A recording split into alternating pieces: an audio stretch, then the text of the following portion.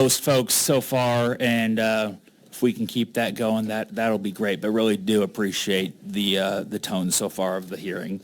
Next, we are going to hear House Bill 419, 463, and 540. Representative Hudson, proceed when ready. And as a reminder for everyone, each of the bill sponsors will have 5 minutes, and then we will open it up for questions from the committee. Representative Hudson, proceed whenever you're ready. Thank you, Mr. Chair. Appreciate that. Thank you, Mr. Chair, members of the committee. For the record, Brad Hudson, Missouri State Representative, District 138, here to present to you House Bill 419, which would establish the Missouri's Children Deserve Help Not Harm Act. Smoking cigarettes, purchasing alcohol, gambling, consenting to sexual activity. The list goes on further. We recognize as a society that there are certain substances and certain activities that children should not be engaged in and involved in because their cognitive abilities have not advanced to the point where they can necessarily comprehend the life-altering decisions that they could be making. I'm a pastor. At my church, we have children's ministries. We have a number of children's activities. My wife helps me with that calling, with our calling. She, separate from our church, is a substitute preschool teacher. We love kids. Through our work, we have had the opportunity to get to know a number of children and a number of families. And in doing that, we have got to know also about a number of the issues that children and families are dealing with these days. Gender dysphoria is real. It is not a myth. It is not something that I think is made up. It is not something that's going to go away. Gender dysphoria is something that this legislature needs to address. And I think it's important that we address it in a way that provides the children that are struggling with gender dysphoria with the help that they need, but does not harm them. What my bill would do, very simply at its core, and I don't want to speak too much for my colleagues here, but I think I can speak for all of us when I say what the three of us really want to do here. The core of what we want to do is we want to protect kids from unnecessary and harmful surgeries and medications. I say harmful because giving kids puberty blockers, cross-sex hormones, and even transgender surgery violates the first duty of medicine, do no harm. Cross-sex hormones, for example, can cause changes that are permanent. Just say there's a young girl that decides to take testosterone. She may notice a deepening in her voice. She may notice increased hair growth after a few months. These changes are permanent. And that's not to mention the serious medical risks that are outlined in the legislation that is before you today. Puberty blockers subject children to the potential for decreased growth spurts, increased risk of osteoporosis, and combined with hormones, sterilization. So yes, I say harmful. I say unnecessary because we know that the vast majority of children that are struggling with gender dysphoria will come to embrace their bodily sex if given time. This is something that has been proven, and there are others that will speak to this after me. I realize that I sit before you here as a Christian pastor, as a conservative Republican. I know how things often work in this building. I know there are people in this building that, because of who I am and what I do, are not going to be interested much in what I say. But I have discovered that there's a large network of people that would disagree with me on 90 to 99% of other issues that agree with me on this. They may not share my worldview, which is that human beings are created in the image and likeness of their Creator. But whether you believe that or whether you believe that we evolved, one thing that we can all understand and should be able to admit is that these surgeries and these medications interrupt the natural process of the maturing human body. Now, there's some individuals sitting here at this desk with me that I'm honored to work with, and I'm looking forward to hearing what they've got to say. We've got an expert witness that's going to testify later, and I expect we'll bring you some information about some individuals that would identify as members of the LGBT community that are in favor of what we're doing. Thank you for your time, Mr. Chair. Thank you, Representative. Next, we will hear from Representative Boyd. Representative, proceed when ready. Thank you, Mr. Chairman, and thank you so much, the committee members. I know y'all have been here for quite a while. I am the State Representative, Maisie Boyd. I serve the Great Northwest in District 2. This bill proposes that an individual must be 18 years old before they make a life-altering decision. We have age stipulations on many things: alcohol, cough syrup, war, tobacco, sexually oriented businesses. The idea that children need time to develop is not new. The reality is, and to quote directly Dr. Shane Taylor and how she convinced Vanderbilt to get into the gender transition game, she emphasized that it's a big moneymaker, especially because the surgeries require a lot of follow-ups in regards to gender transition. Biological men attempting to transition to a female anatomy will live with an open wound for life, one that is constantly trying to heal itself. Let me repeat myself. The transition surgery game is a big moneymaker on the backs of young and vulnerable children. And to buy into this game is putting corporate interest over the welfare of the individual. Gender dysphoria is real. This is my belief and the belief of the two representatives with me. Studies have shown, though, the American College of Pediatricians have concurred that 98% of gender-confused boys and 88% of gender-confused girls naturally resolve. Studies done in Sweden have also indicated that people who have transitioned are 19 times more likely than average to die by suicide. If this legislation would pass, we'd be joining Belgium, Denmark, Finland, Luxembourg, Sweden, United Kingdom. This is only to name a few. These countries all agree that these are life-altering decisions, should not be made before at least the age of 18. I implore you to vote yes on this bill. A vote yes is the common sense vote to protect children. Thank you. Thank you, Representative. And next we'll hear from Representative Sparks for his presentation. Proceed when ready. Thank you, Mr. Chair, and thank you, members of the committee. My name is Justin Sparks, representative of the 110th District, and I am proud to be here with you all. And I know that you're tired. We've been here all night. But if you would, please take a time, even if you're on the other side of the aisle, to listen to my heart and listen to their heart, because it is sincere. I truly believe this. We have something called gender dysphoria. It is a real thing. And we wouldn't be sitting here in front of you if we really didn't care, because we do. I care about every single person that I've seen in the hallway, listened to them, laughed with them. They're sitting in here now. And this is a very real thing. But when we're talking about children, we must be very, very careful.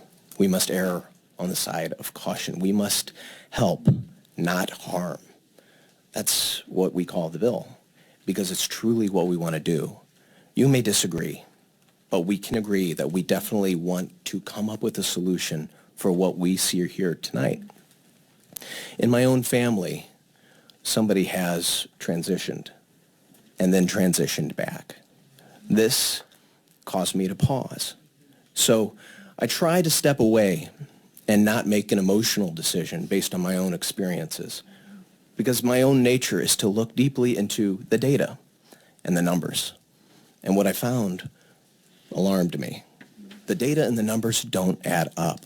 We're talking about life and death. We are literally talking about life and death. How do I know this? In Sweden, they conducted a 30-year study, which showed what? According the long-term follow-up of transsexual persons undergoing sex reassignment surgery cohort study in Sweden, 2011, 30 years. It showed that 10 to 15 years post-operative, the suicide rate rose 20 times to comparable peers. These are people that are no longer here. They cannot speak. We must speak for them, and we must pause. These are the numbers. This is a 30-year study. This is international numbers. The United Kingdom, Sweden, Finland, France, my colleague already mentioned. They have already gone down this road. They've seen the harm, and they've paused. Because why? Because it's the kids. And we're talking about people that are precious to all of us. Many of you probably have children. I do too. I have 6. Nothing is more precious to me than them. It is why we must do our utmost here to protect them, to help, not harm. Thank you, Mr. Chair. Thank you, Representative. Questions from the committee? Representative Engel. Thank you, Mr. Chair. To inquire. Proceed. Good evening, bill sponsors, and welcome to your first committee hearing. I'm going to start with the first one. Okay, so we didn't get these all that long ago, so I haven't been able to comb through them as much as I would like to. So I want to kind of go over what the differences are between your bills. And these are a little bit different from what I saw in Children and Families about 2 years ago, if I'm correct. Would you say that's correct, Representative? I would expect that's correct. Okay. This is the first bill that I've sponsored that deals with this issue. But it's not identical. It doesn't appear to be identical to that. I'm not aware of any identical bill that you've seen before. Okay, perfect. Okay, so wanted to bring up, I noticed that you ban all like breast augmentation for male to female. I noticed that you didn't just ban breast augmentation for children under the age of 18. And so I was curious as to why. I would expect that the language would have the same effect either way. Are you? No, it's okay, actually so, it's specifically for gender reassignment. So there's nowhere in our statute that actually bans children under the age of 18 from getting breast augmentation. And so I thought that was interesting, and I wondered why you wouldn't include that. That is interesting. Would you like to have I'd be willing to have a conversation offline about including whatever. I mean, I'm not interested in passing any piece of your legislation, but I do think that that's an interesting point to make because we do allow females to opt into breast augmentation, rhinoplasty, a lot of other procedures I'm not going to name, as well as tattoos with parental consent. So we allow 8-year-old girls to do things like that? I mean, I would assume not 18, but certainly I'm sorry, not 8, but under 18. There is no, but theoretically, under the law currently, That's correct. you're saying an 8-year-old Yes. child. Would you have a problem with that? Would An I allow my child to do An that? 8-year-old child An 8-year-old child. doing the particular things that you mentioned? I don't know that we would find a doctor that would medically advise that in this state. Well, you might be surprised, lady, but we're kind of going down a rabbit trail right now. Sure. Sure. Well, I mean, your bill is about banning medical treatment, so I think that No, ma'am, it's it not. is germane. I would disagree with that. It's not about banning medical treatment? No, it's about banning harmful surgeries and medicines on children. But you agree that but you're allowing it for people over the age of 18. My bill does not touch, it does not say anything about individuals that are 18 and over. What we're saying here with this legislation is wait. When you've got kids that are still developing, their brains are still developing, wait until they become adults. Okay. So when And they're they are 18, responsible for the you're fine with decisions it, they it's no make. longer harmful? My legislation has to do with children under 18. Okay. When an individual becomes 18, they are able to make certain decisions, whether you or I would agree or disagree with those decisions, based on the fact that they are now considered an adult in this particular situation. Okay. I did see that you, and I appreciated this because this was different than a piece of legislation that I saw a while back. Let me see.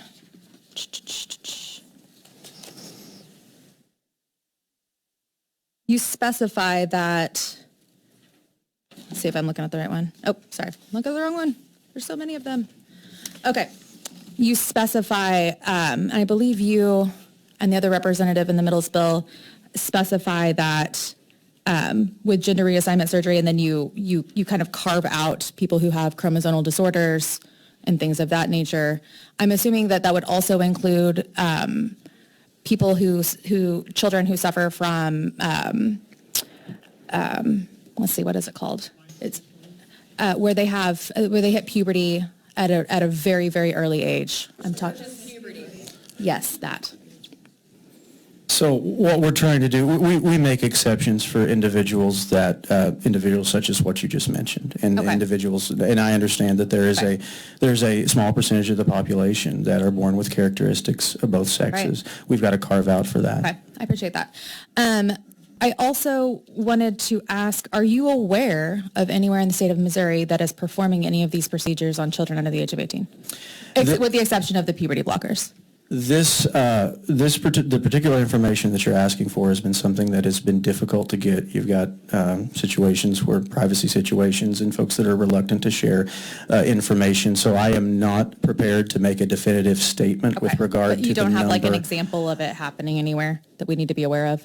An example of it happening in the state of Missouri, I would, off the top of my head, I would not point to one particular example. What I would say is, regardless of how many or how few of these particular surgeries and these particular issues are present in our state, does not change the fact that this is an issue that is of great importance and something that we should deal with, and that we need to protect kids from this. Okay. I forget which one of you said it. I'm sorry. I'll just go to the next two bill sponsors. So I'll ask you guys both simultaneously. You brought up gender dysphoria because that was something that had been previously in the DSM.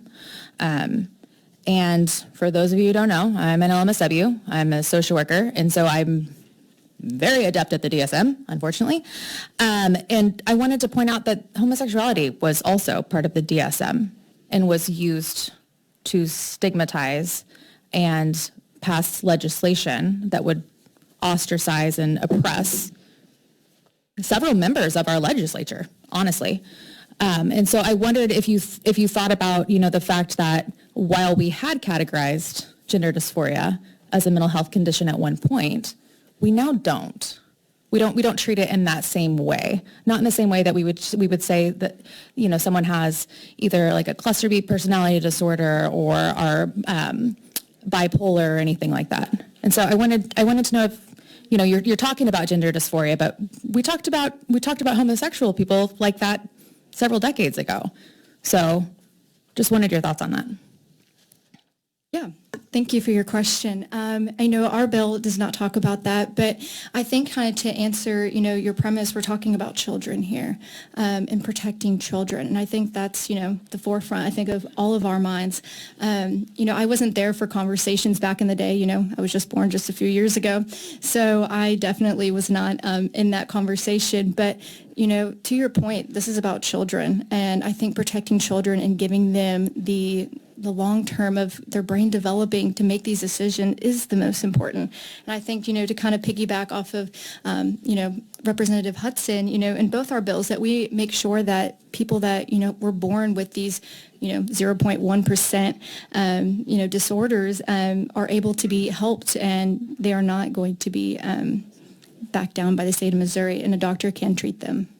Okay, so you would agree that the people with these disorders aren't harmed by this treatment? The people without the disorders are harmed by the treatment? So I'll read on page 2 here of my bill. I have services to individuals born with medically verifiable disorders of sex development, including individuals with external biological sex characteristics that are irreversibly ambiguous, such as the born with 46 XX chromosomes with viralization or 46 XY chromosomes with underviralization. So we kind of just made it fairly broad. Right. So you carved it out.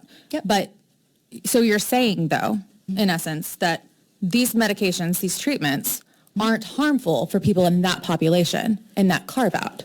But anyone outside of the carve-out, it is harmful.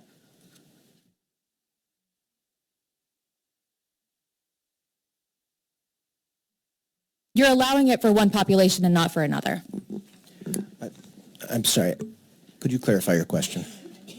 Sure. You're saying that some medical... What population are you talking about? The population you've carved out. The population that she just defined. Okay. People who would fall within certain disorders. Okay. And you're allowing them to have medication and treatment, but you're also saying it's very harmful to other people. So I'm just wondering why it's not harmful to this group. Why it's not harmful to what, an intersex person? Right. Well, it's clear. intersex. It's not. That's why I'm asking. It's I'm not. asking why you're carving out one population and saying it's not harmful for this treatment for this population, but it is for everyone else. Okay. You know what intersex is. Oh, yeah, I do. Okay. And you know, I'm sure you know, there's 3 different definitions of intersex, and I'm sure you know what part of the population intersex is. I've spoken to endocrinologists for the last 5 years. Okay. Yeah. It's 0.18%. Uh-huh.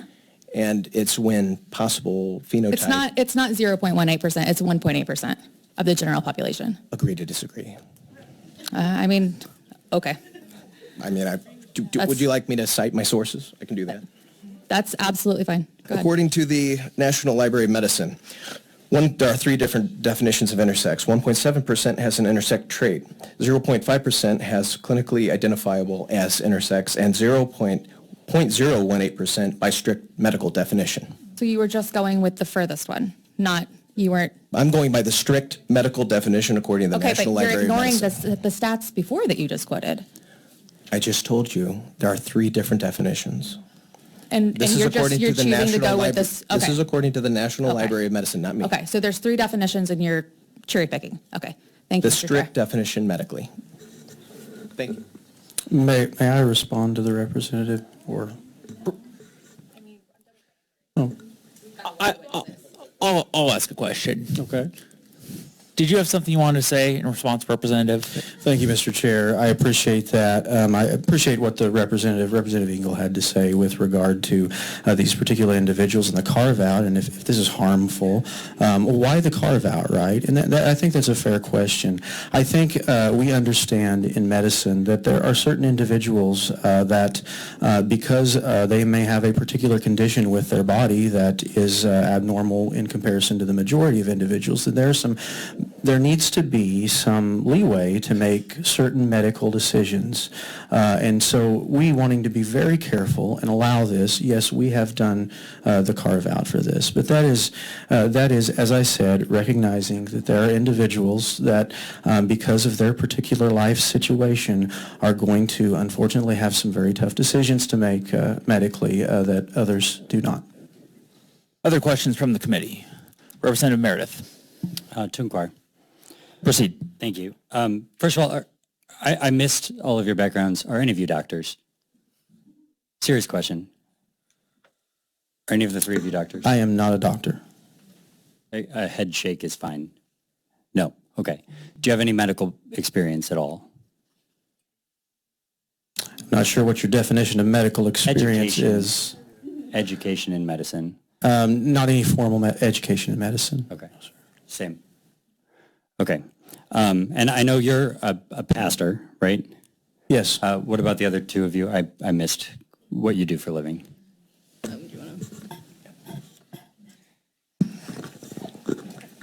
Thank you. My background is in law enforcement. Oh, okay. So I spent a great deal of time working with folks that are in crisis, many of Gotcha. them transgender, and worked with social workers like yourself, trying to come up with some solution for problems, often involving Got it. different things. Thank you. And I'm a financial assistant. okay. Just trying to understand. I suspect we're going to have a lot of medical experts testify today, and I think it's important to kind of know what people's knowledge of these pretty complicated medical issues is as we're debating it. And that means I probably won't ask you some of the more technical medical questions here. I wanted to talk first, Representative Boyd and Sparks, is it? I apologize. I think both of you cited a study from Sweden that you're really pretty focused on, saying that that these treatments are harmful, right? You both spoke to that study.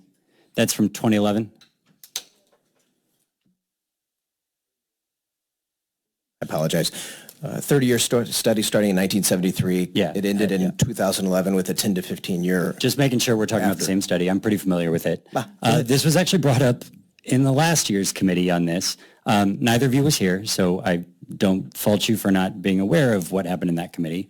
But during the testimony, I Googled it, as I just did again now, and started reading quickly about it. Are you aware that the person that did the study, that ran the study, has said that the claims that you're making about it and that others are making about it around the country are false?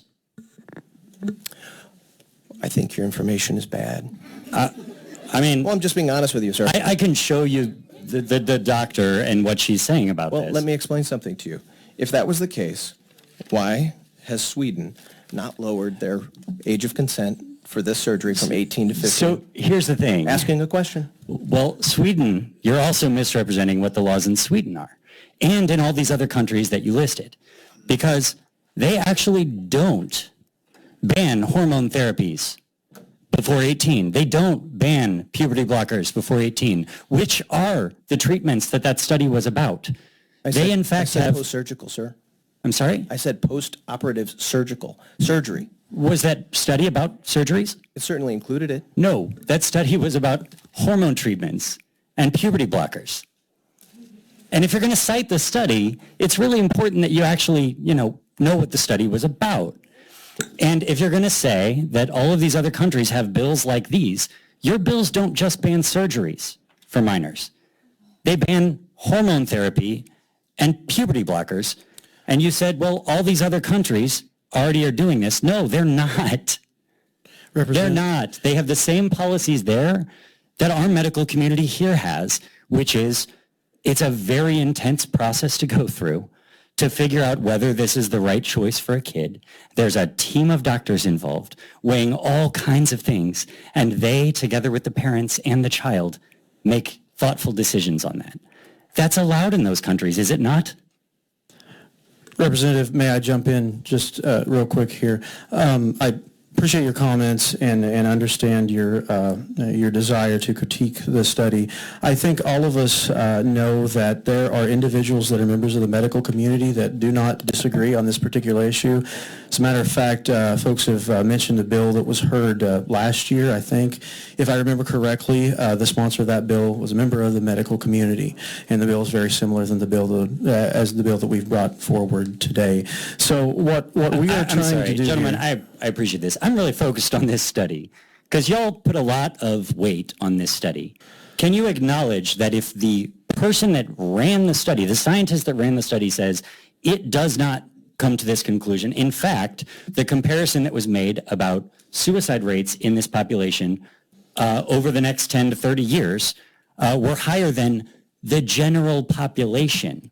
Well, the community that goes and gets these treatments in the first place have a significantly higher suicide and mental health problem rate than the rest of the population. So they're not comparing against other kids that were part of this community that didn't get the treatment. They're comparing them to people that they already would have been behind. And it's not answering the question of how they compare to if they hadn't gotten the treatment. I regret, Representative, that you seem to be under the impression that we are basing everything we are trying to do here today on one particular study.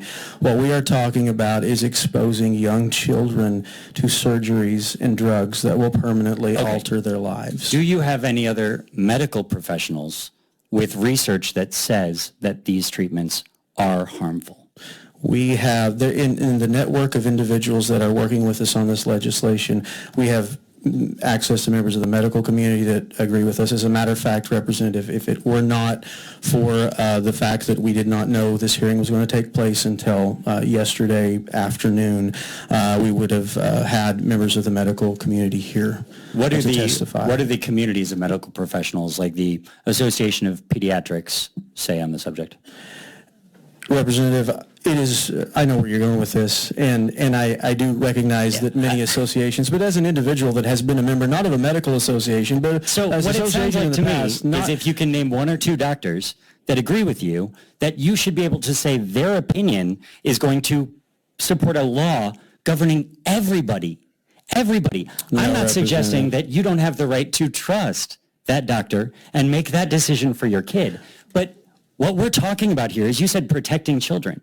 If you're a Absolutely. parent of a trans child and you're dealing with all of their questions, all of the things they're trying to figure out about how to proceed with their lives, and you're sitting with a team of medical professionals looking at studies, looking at a community of professionals, you don't think that they have the freedom to make the best informed decision to protect their child, and that instead you, citing one or two doctors and a medical study that is debunked, or that the conclusion you're drawing from it is debunked, should be able to pass a law that applies to all of them and takes away that parent's individual freedom, that parent's individual rights to make the decision that's best for their kid? Representative, every day parents of children are faced with certain things that children are not allowed to do under the law because we recognize that these decisions are heavy.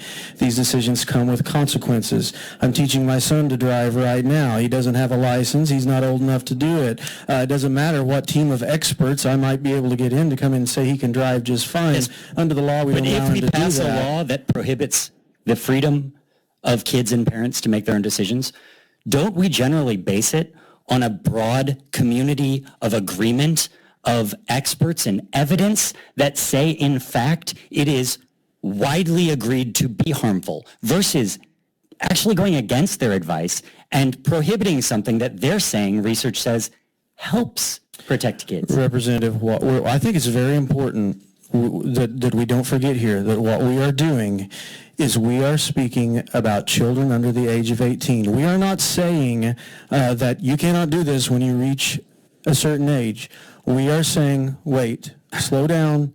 These are life-altering decisions. That take a lot of thought and a lot of hard decision-making. A lot of maturity. With parents, kids, and a team of doctors all consulting medical experts around the world and research around the world. And you want to say, we want to take away your right to make the choice at all. Your freedom. Government knows best. 3 people who have no medical expertise know better than the entire community of medical experts and research across the country and world that we can just take the choice away and you don't get to decide. How would you feel if the conversation was about other things that you might disagree with the medical community? Do you think that we should ban vaccines for all kids if a couple of doctors say vaccines are bad? Representative, if you let me choose? respond to what you had to say. There's an individual that's very close to me that, because of her battle with cancer, had to have a double mastectomy. She agonized over that decision. She grieved over that decision, having to do that. She made the decision. She had to do that. She felt like she did because of the situation. But in watching her and understanding how a grown woman can grieve over that particular decision and the impact it can have on her life, I absolutely do not think that we should be subjecting 15-year-old kids to this who have healthy bodies. Subjecting them to that if it is their wish, with their parents' wish, and with their medical team's suggestion that it's best for them? Is that the same as subjecting a kid to something? I make no apologies for the terminology that I used. Okay. So I've been mostly focusing on the hormone therapy and puberty blockers because I think that's the most problematic here. The fact is there aren't any of these surgeries happening here at all, and the medical community right now doesn't do them for kids under 18. However, I am curious, since you're talking about surgeries too, and you don't like this permanent choice being made by a parent for a kid, first of all, do you actually think that we should be banning, and have you been horrified for the last 40 years about breast implants? That particular issue, that if my under 18-year-old daughter approached me and indicated to me that she wanted to have that done, you as a parent would want to make that decision? I as a parent would be opposed to that. Yeah, so it's your parental right to try and decide what's best for her with her. Representative, How about circumcision? A permanent change that many parents make for a baby. They can't even consult the baby on it. It's a permanent change to their genitalia for a religious reason. Do you think that we should be banning that because the kid isn't old enough to make the decision themselves? Representative, I would go back to the statement that I made earlier about the individual very close to me that had the double mastectomy and the grief that she felt over that. I'm not aware. I'm not aware of any individual that has grieved that to that extent over a circumcision. I'm not here to talk about what I think about circumcision and other things. We're here to talk about the language in this particular bill. Well, I hope that you all will consider, with as much as you talk about freedom, and you talk about parents' rights to do what's best for their kids, and government staying out of parents' decisions, that you think about how that plays in here. And I hope that, unlike the sponsors of the last bill, you actually stay here when we're done talking to you and listen to the parents in the room that have actually gone through these complicated decision-making processes, that have actually met with doctors. I hope you'll listen to doctors and ask yourself, if I'm a parent in that situation, do I want the government taking away my ability to decide what's best for my kid? Thanks. Additional questions, Representative Baker. To inquire. Proceed. Thank you, Mr. Chairman. So I've got a couple questions. I think Representative Sparks, you mentioned you had a family member that had made a transition and then at some point made a decision to detransition.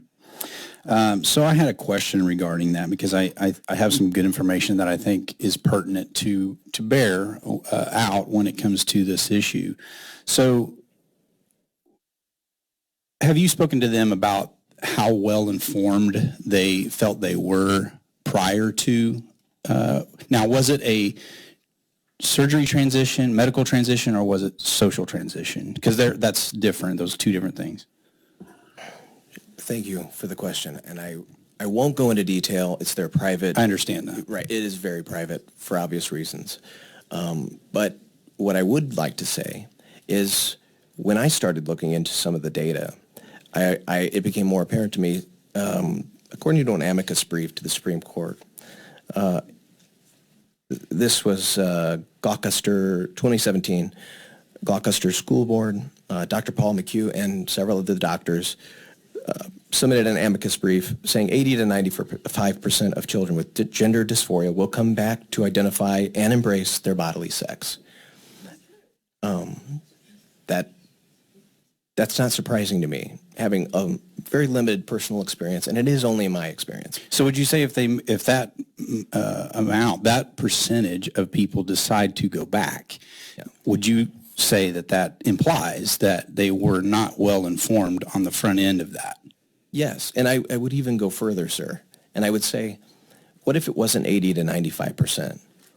What if it was 1? And a parent made a decision for that child, and that child no longer can have children.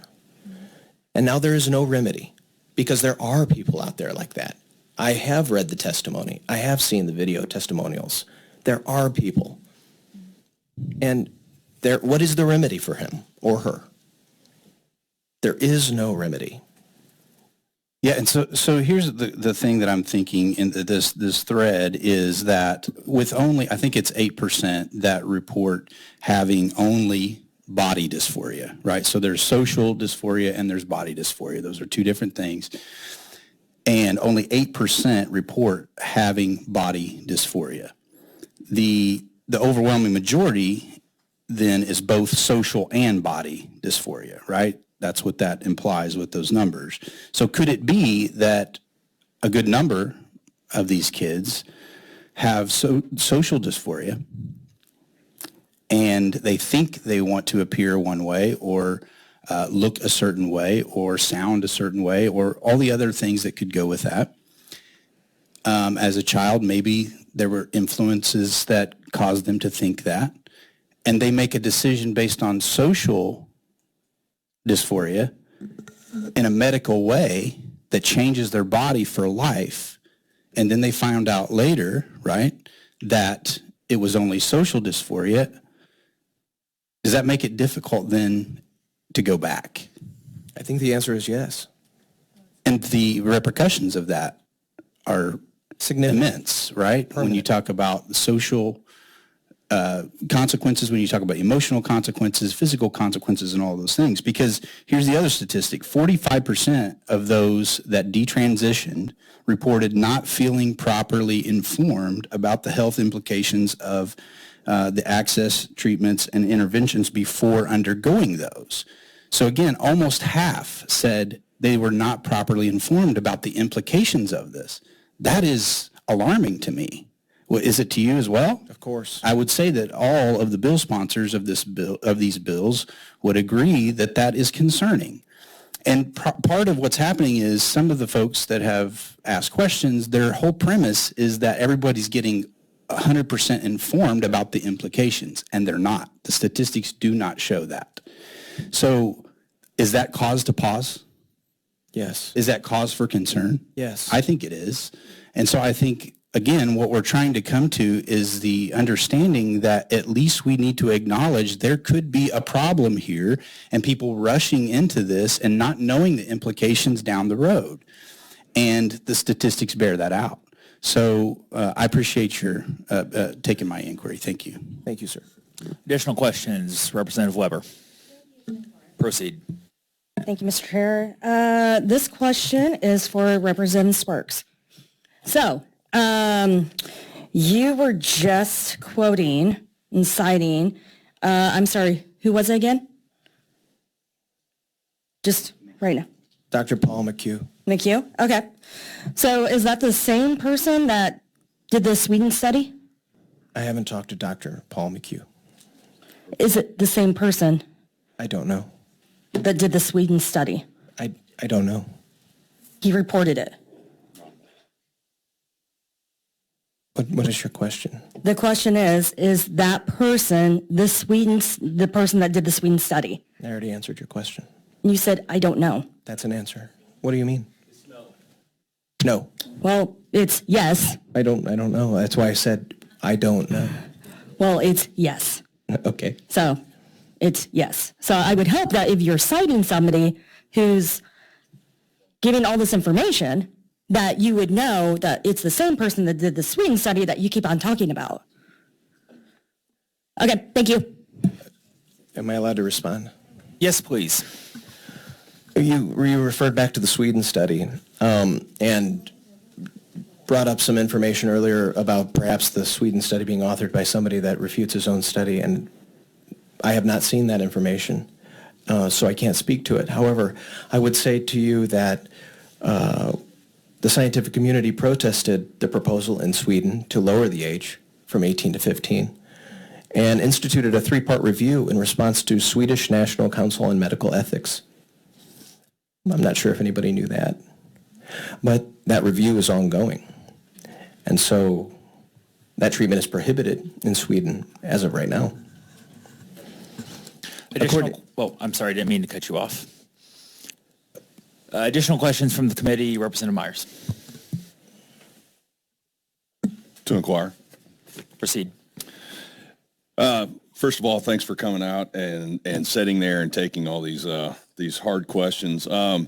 There's been a lot of talk about the study that I believe you quoted was from the American Journal of Psychiatry. Is that where you found the study from Sweden that might look like something like this? A PhD, Dr. Richard Brandstrom, and PhD, Dr. John E. Pancakes. Is what I see as the authors of that study. Is that the one you're referring to? The study that I believe Representative Sparks and I were referring to has 6 authors that are cited.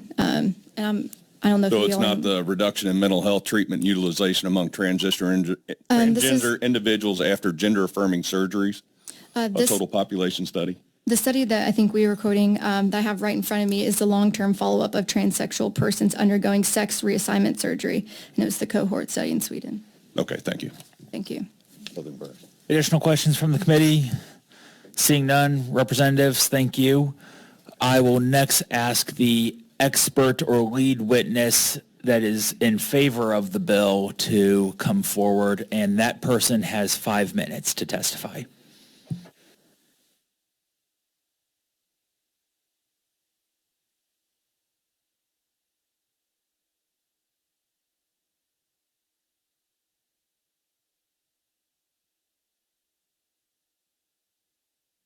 And proceed whenever you're ready.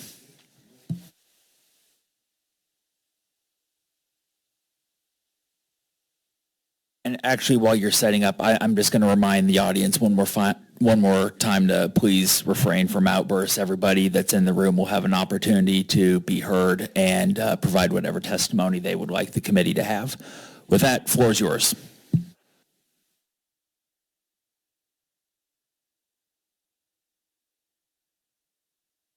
Now, can you hear me now? Okay. Thank you, Mr. Chairman and members of the committee for your time. For the record, my name is Janique Stewart, and I am the Executive Director for the Missouri Family Foundation. The spelling of my name is Jannique, and Stewart like Martha Stewart, Stewart, Cousin Martha. Okay. I'm going to focus the majority of my time on the harmful side effects of puberty blockers, hormones, surgeries, and then address some of the misconceptions, if I have time, regarding the misconceptions of those who believe that supporting these bills, that somehow we're seeking to oppress the trans community. Additionally, I will also try and address some of the misconceptions surrounding suicide. So first, when it comes to the harmful side effects with regards to gender dysphoria and the treatment of transgender identifying children.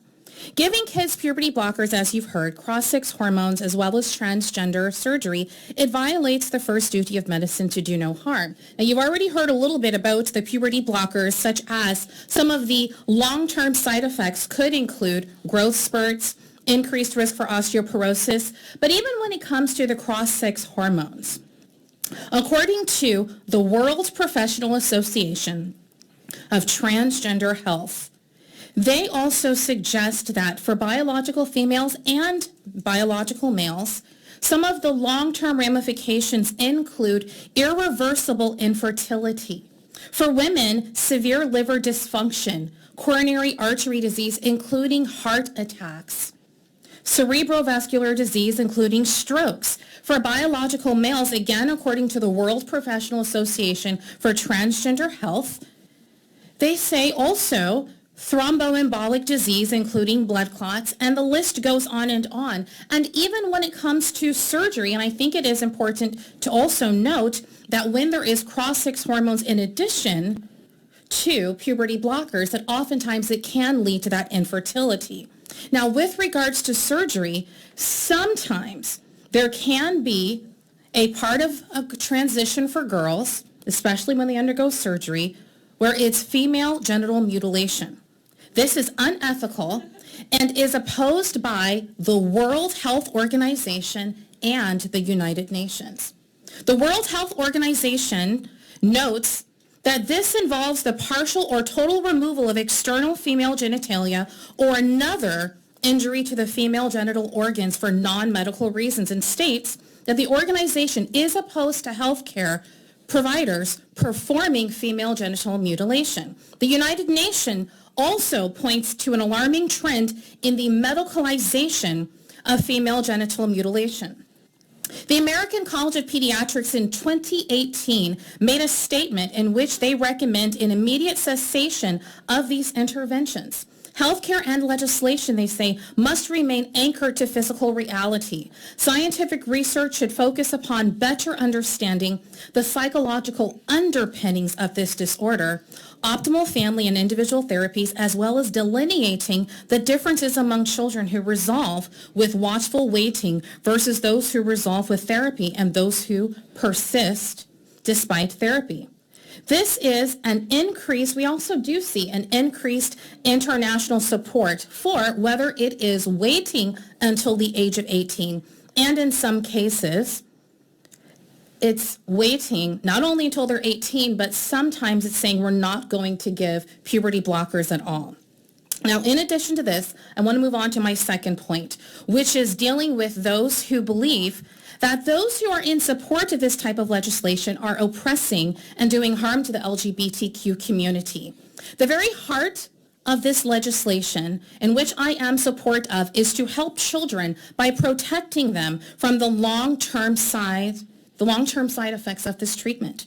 Children and minors are unable to consent to unexpected and unforeseen harmful side effects, according to Dr. Michelle Cretella of the American College of Pediatricians. She says, when you take a normal child with no underlying pathologies and you give them a drug that prevents a normal and natural process, you have just created disease in that child. You are arresting their bone growth, you're stopping them from developing secondary sex characteristics, and you're potentially even impacting their brain development. Dr. Kenneth Zucker, I'm sure many of you are familiar with who he is. Okay, so I guess I will stop here and hopefully answer more during Q&A. You are out of time, but if you want to take a moment to finish your thoughts, I will give you some of my time to do that. Thank you. Thank you very much, Mr. Chairman. Dr. Kenneth Zucker, who led the Child, Youth, and Family Gender Identity Clinic in Toronto, Canada, and is the editor of the prestigious journal Archives of Sexual Behavior. This clinic was one of the most well-known clinics in the world for children and adolescents with gender dysphoria. He's also one of the most frequently cited names in research literature on gender dysphoria. He is a long acknowledged as a foremost authority on gender identity issues, and he's been a lifelong advocate for gay, lesbian, and transgender rights. However, Dr. Zucker adamantly believes that gender dysphoric children, and especially prepubertal children, are best served by helping them align their gender identity with their anatomic biological sex. He is not alone. Lastly, in closing, there is growing online community of LGBTQ affirming physicians, mental health professionals, and academics with a webpage entitled First Do No Harm, Youth Trans Critical Professionals. They write, "We are concerned about the current trend to quickly diagnose and affirm young people as transgender, often setting them down a path toward medical transition. We feel that unnecessary surgeries and or hormonal treatments, which have not been proven safe in the long term, represent significant risks for young people. Policies that encourage either directly or indirectly such medical treatment for young people who may not be able to evaluate the risks and benefits are highly suspect in our opinion." And so again, I would ask that you would please vote for this legislation because we do want to help children. We do not want to harm them, and I believe that that's what these bills will do successfully. Question from the committee, Representative Engel. Thank you, Mr. Chair. To inquire. Proceed. Good evening. Thank you so much for testifying. Okay, so I understand that I was pulling up your website. So it's mofamily.org, is that right? Yes. Okay. So I was flipping through your mission and your beliefs and your issues just to make sure I had a good grasp. Okay. So it looks like you're against gay marriage. Is that right? I myself? Well, your website is at least. Okay. Is that not accurate? Well, what do you mean by specifically? Well, you say marriage, one man, one woman I'm for asking, life. Are you referring to me or the organization? What are you asking? Are you the organization or not? You're the director, is that right? Yes, I am the executive so director. Do you believe what the organization espouses? Yes, I do. Okay, well then that answers my question. Yes. Okay, so I also saw a part, and I thought this was really interesting. It is about parental rights. So wanted to talk about that. This is directly from your website. Sure. And it says, hold on. Ultimately, parents are responsible for the care and well-being of their children and should therefore be able to make decisions regarding their upbringing without intrusive government involvement. Parents have the right to direct health and educational choices for their children. Mm-hmm. And you're speaking in favor of this bill? Yes, absolutely. Okay. Because as you've already heard from Representative Hudson as well as Representative Sparks that have actually said very eloquently that there are many things where, yes, parents can consent, and there are many things where parents do not have the right to force something upon their child or to even advocate for certain things. Absolutely. So wanted to go back just a little bit more because you were saying, this is an anti-LGBTQ, right? Is that what you said?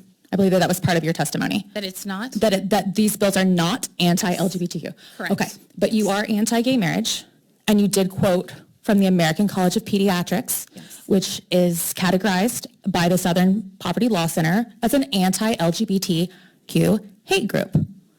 Okay. Okay. Thank you, Mr. Chair. But Well, am I allowed to address that? Additional questions from the committee. Representative Copeland. I'd like to hear your answer on that, please. Sure. Well, I think that the Southern Poverty Law Center, I believe, is that who you said? They seem to find the enemy in everyone. So I think that the reality is, regardless if my position on same-sex marriage has nothing to do with what we are actually talking about right now. What we are actually talking about right now is protecting children from the harmful effects of this type of therapy. This has nothing to do with same-sex marriage. But I think it's very interesting how people will intentionally try to bring up things rather than refuting the evidence, rather than refuting the facts. It's almost like an ad hominem attack rather than refuting the actual content.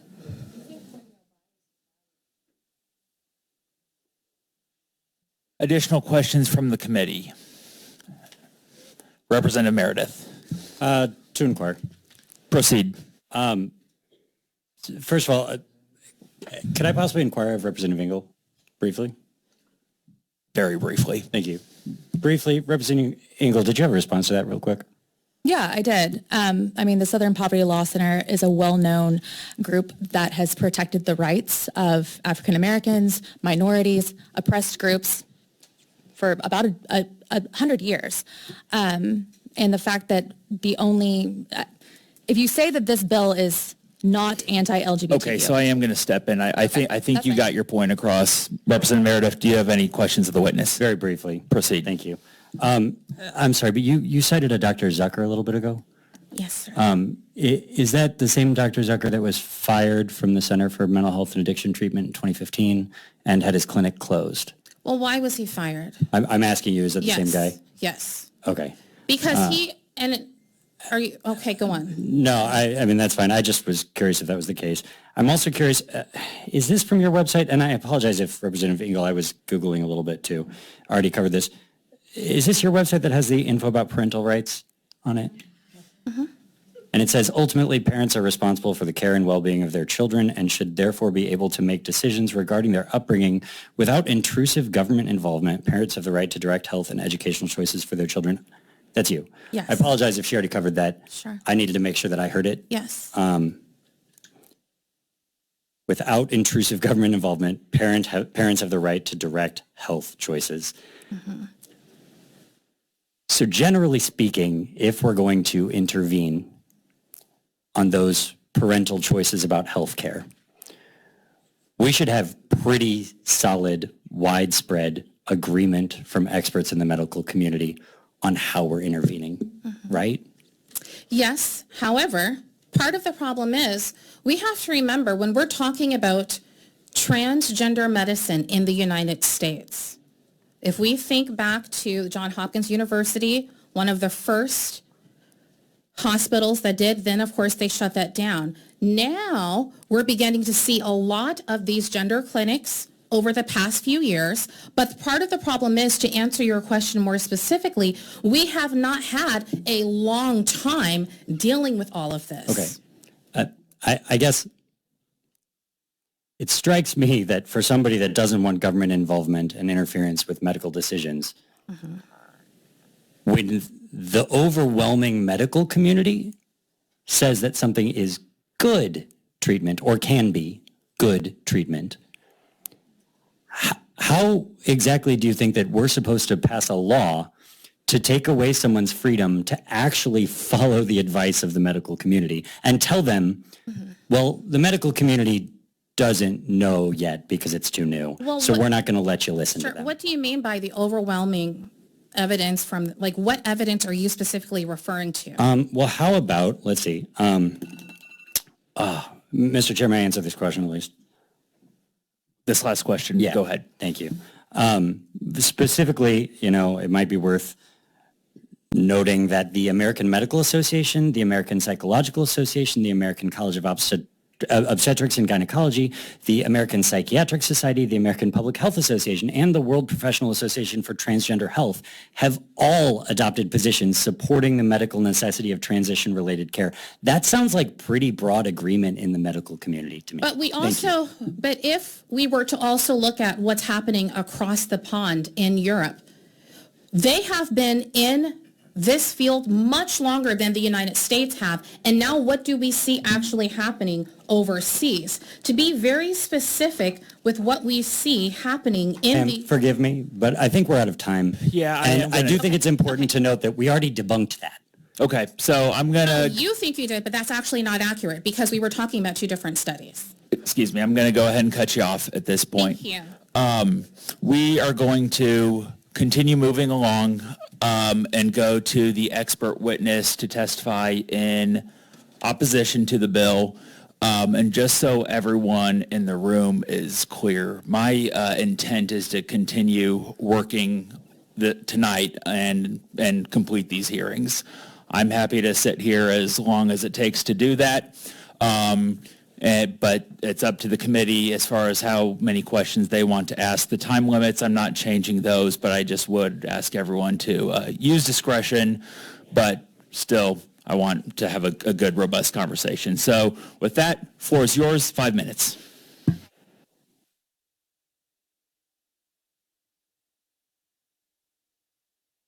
There we go. Sorry about that. Good evening / good night, members of the committee. My name is Kate Smith, and I am the lead for trans youth policy for the Trevor Project. And I'm here to speak in opposition to HB419, HB463, and HB540. I am born and raised in Kansas City, but currently live in Denver, Colorado. The Trevor Project is the world's largest suicide prevention and mental health organization for LGBTQ young people. We offer a suite of 24/7 crisis services and suicide prevention programs. The Trevor Project also publishes annual surveys on LGBTQ youth mental health, and in 2022, this survey had over 30,000 young respondents in the U.S. HB419, HB463, and HB540 would all effectively ban access to best practice transgender medical care for transgender youth. Gender-affirming medical care includes a large and varied set of evidence-based strategies. Medical providers have derived these standards of care from decades of scientific research and on-the-ground experience. This is why gender-affirming care for transgender youth is endorsed by every major medical association in the country. And just very quickly, I'm going to read those associations: the World Professional Association of Transgender Health, the American Psychological Association, the American Medical Association, the American Academy of Pediatrics, the Endocrine Society, the Pediatric Endocrine Society, and the National Association of Social Workers. Gender-affirming care is life-saving for trans youth, according to the overwhelming consensus of experts in reputable research publications. In February of 2022, the Journal of American Medical Association published new research that found gender-affirming healthcare for trans teens was associated with a 60% lower odds of moderate or severe depression and 73% lower odds of suicidality over a 12-month follow-up. The year prior, the Journal of Adolescent Health published a large-scale, peer-reviewed study with a sample size of over 9,000, finding that trans and non-binary youth who received gender-affirming hormone therapy reported 40% lower odds of recent depression and of a past year suicide attempt, compared to trans and non-binary youth who wanted gender-affirming hormone therapy but did not receive it. The science is clear, and what these young people tell us is even clearer, that this care, transgender medical care, is life-saving for transgender youth. Even with the clear benefits of transgender medical care for trans youth, the Trevor Project's own data and experience serving youth in crisis tells us that many transgender and non-binary youth are regularly denied access to medical and mental health support. Accessing gender-affirming care is neither easy nor fast for trans youth and for their families. The average wait time just to see a doctor or to begin talking about treatment in the U.S. is about 10 months right now. The Trevor Project's 2022 National Survey on Youth Mental Health found that 60% of LGBT youth who wanted mental health care were not able to access it. The crisis service operators at the Trevor Project receive calls every single day from youth who tell us how much policies like these that would make it harder to access this care or ban access to best practice transgender medical care are scary and painful for them. And further, we have actually broken down that 2022 study to find that in Missouri, 47% of LGBTQ youth in Missouri reported seriously considering attempting suicide in the past year, including 55% of transgender and non-binary youth. And in particular, that study also found that 87% of LGBTQ youth in Missouri reported that recent politics have negatively impacted their well-being. When asked when LGBT youth in Missouri what makes a space feel safe for them, these are some following quotes from LGBT youth in the state. A space is safe or affirming due to the presence of other LGBTQ people, because of general respect towards everyone, and because of a positive and welcoming environment. Banning this care, I've got one more sentence, banning best practice life-saving transgender medical care for youth would cause harm, and these do not aid in providing that respectful, positive, welcoming environment for Missouri youth, and I urge you to oppose all three bills. Thanks for your testimony. Questions from the committee. Representative Baker. To inquire. Proceed. Thank you, Mr. Chairman. Thank you for coming down. Just have a couple questions. So you mentioned one of the studies that had a 12-month follow-up, and everything was based on that, right? So 12 months of asking questions 12 months after whether it was a gender surgery, was it a surgery or was it a social transition? What was the metric of what that study was based upon? Let me just double check. So this is gender affirming healthcare for trans teens. So what does that mean? I don't have the specifics for the study, but I'm happy to grab it for you. Because that would really matter to using that as a premise to what you followed up with a lot of other things. Mm-hmm. The other is, I don't think 12 months is enough time. Would you agree that 12 months is a sufficient enough time to really tell about psychological and emotional possibilities in a young person's life of something that traumatic? So I think that this is kind of conflating what these studies mean and if we're going to pause care that is best practice care in order to continue studies. I actually am currently a active participant in a clinical study for asthma drugs. Just because we're currently studying asthma drugs does not mean that we stop giving people rescue inhalers, right? So I think that that's something that we're talking about here, where we're still doing that and still looking at that research, but this is still a really large body of pretty consensus, with really good consensus that this care is safe for folks to receive now.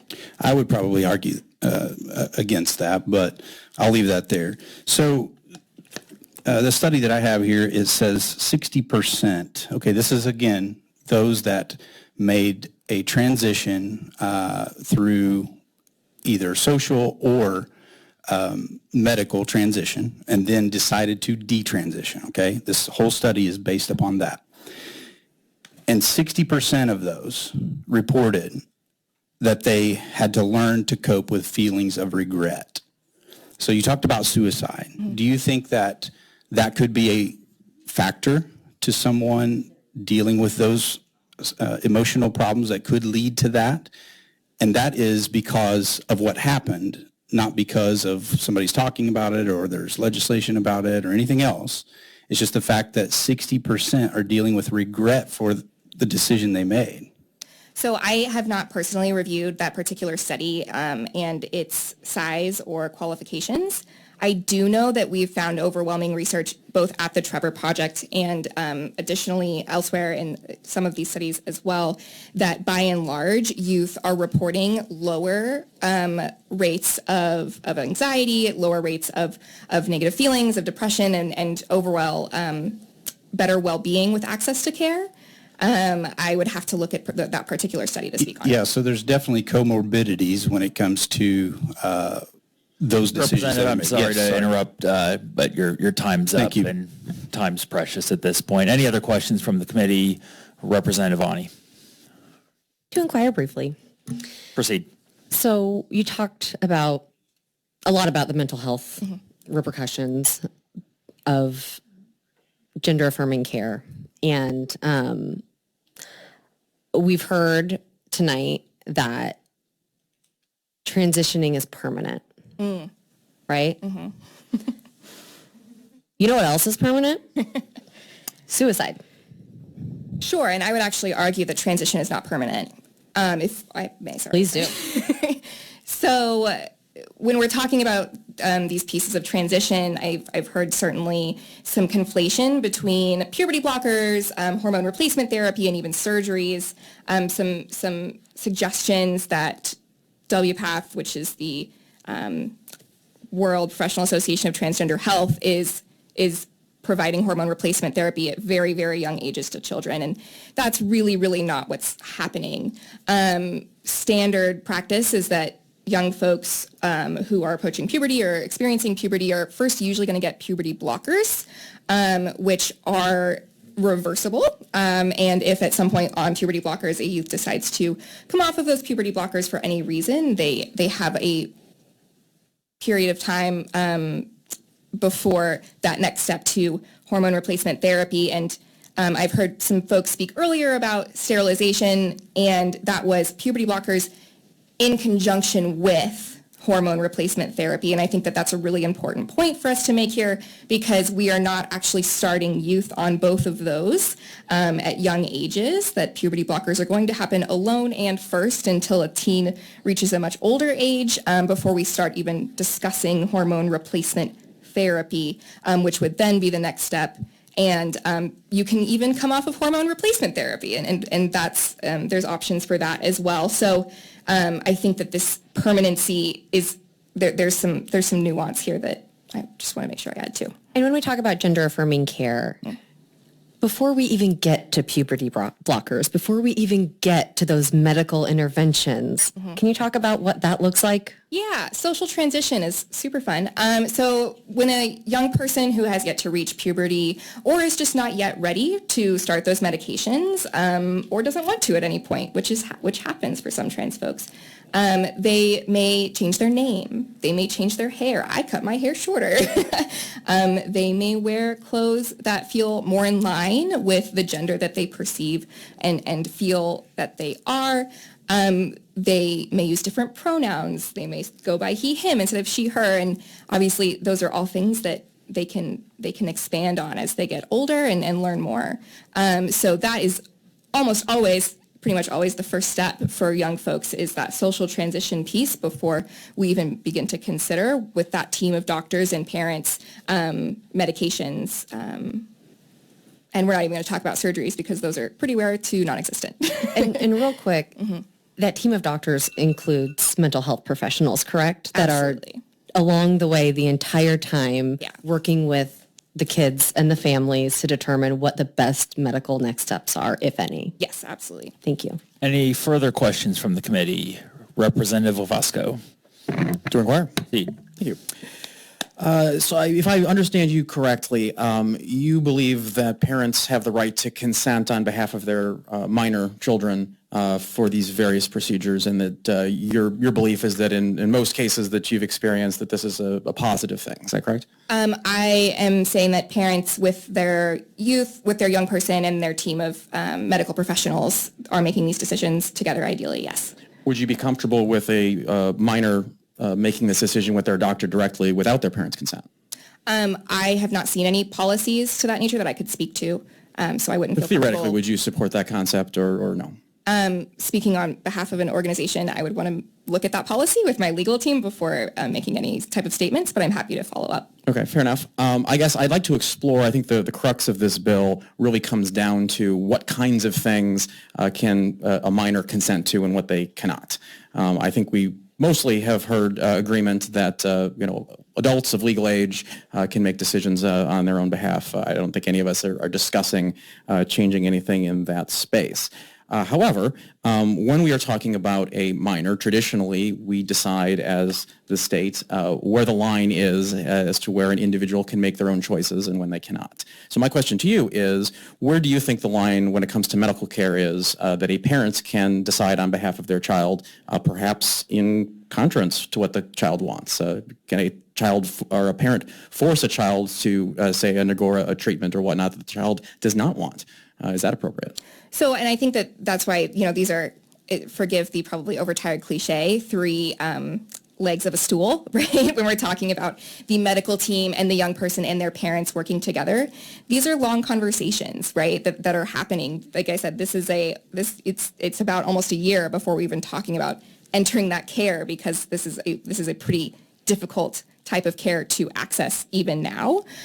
So I think that type of situation is one that would be so hypothetical as to having a difficult time even having something to comment on for here or for these policies. Okay, well, we'll be a little more specific. How about age of consent laws? Can a parent waive an age of consent law and allow their 8-year-old to sleep with a 35-year-old? Would that be appropriate? I think that is not something that I would be prepared to comment on at this time. Okay.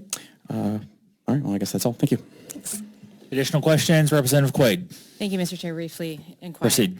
Hi, I missed part of your testimony and I apologize. So I just had a couple quick follow-up questions, if I may. Representative Ani was going down the line of questioning around what transitioning entails when the team of doctors and parents prior to medical hormone treatment. And I appreciate the answers that you gave, but could you just briefly talk about the general length of time? Like how many therapy sessions are we talking? How much intensive wraparound conversation are we going through before we get to that stage? Yeah, it's a great question. I think it's obviously very varied per instance, but we are talking months to years, right? And like I said, the average being 10 months to even start this process with a doctor usually. And if we're talking about youth who are entering into this therapy because of gender dysphoria or because of being transgender, they are going to wait, usually, almost always. I think that's the current best practice, is to wait for puberty blockers until there are signs of puberty. So that could be years. That could be several years depending on the kid, which is why it's hard to talk specifically because, there's not specific clockwork, right, when we're talking about when puberty begins for each child. Absolutely. But long time, several years. Yeah, thank you. I appreciate that clarification because I feel like in this discussion, just in generalities, folks assume that a kiddo just wakes up one day and says, hey, I feel different, and then they go to the doctor, and then they're on hormone therapies and getting surgery the next day, when reality is absolutely that is not the case. Can you also just clarify, there's been a lot of discussion around the European countries and the other studies and things are happening. Are there any, to your knowledge, European countries who have banned similar to this legislation? So I am not familiar specifically with the other countries' policy. I would say that I am more of an expert in U.S. policy on this issue. Yes. I will say really quickly that the study that came up in Sweden, which was published in 2011, had about 360 participants compared to the studies that I had mentioned earlier, which had had about 9,000 participants and that study was released in 2021 in the U.S. So it was a fairly small study, and I'm aware of that study, but in particular, beyond that, I don't. Okay. I'm not quite sure. Happy to get back. I appreciate that. Thank you, Mr. Chair. Additional questions, Representative Reuter. Thank you. To inquire. Proceed. So can you talk a little bit about what's the typical best practice? You talk about first it takes about 10 months to get into see a doctor, and then you talk about the socialization. So, just walk us through like the average ages of all of these different things and how they progress. Okay. I'm happy to do that. I'm just going to clarify beforehand that this is going to be, because it's a process between doctors and families, it's going to be unique for each, but Talking about yeah, generally speaking. sure, I'll give a hypothetical.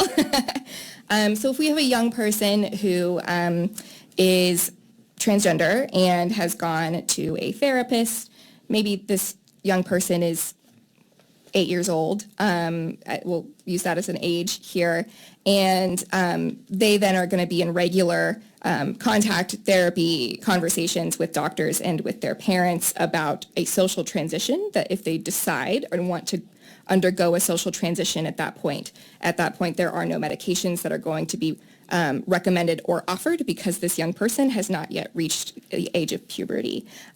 Once that young person starts to show signs of puberty, then there might be a discussion around puberty blockers. Not every young trans person goes on puberty blockers, and not every young trans person goes on them immediately. It's very individual to the family and with their doctor on if they believe that to be the best next step.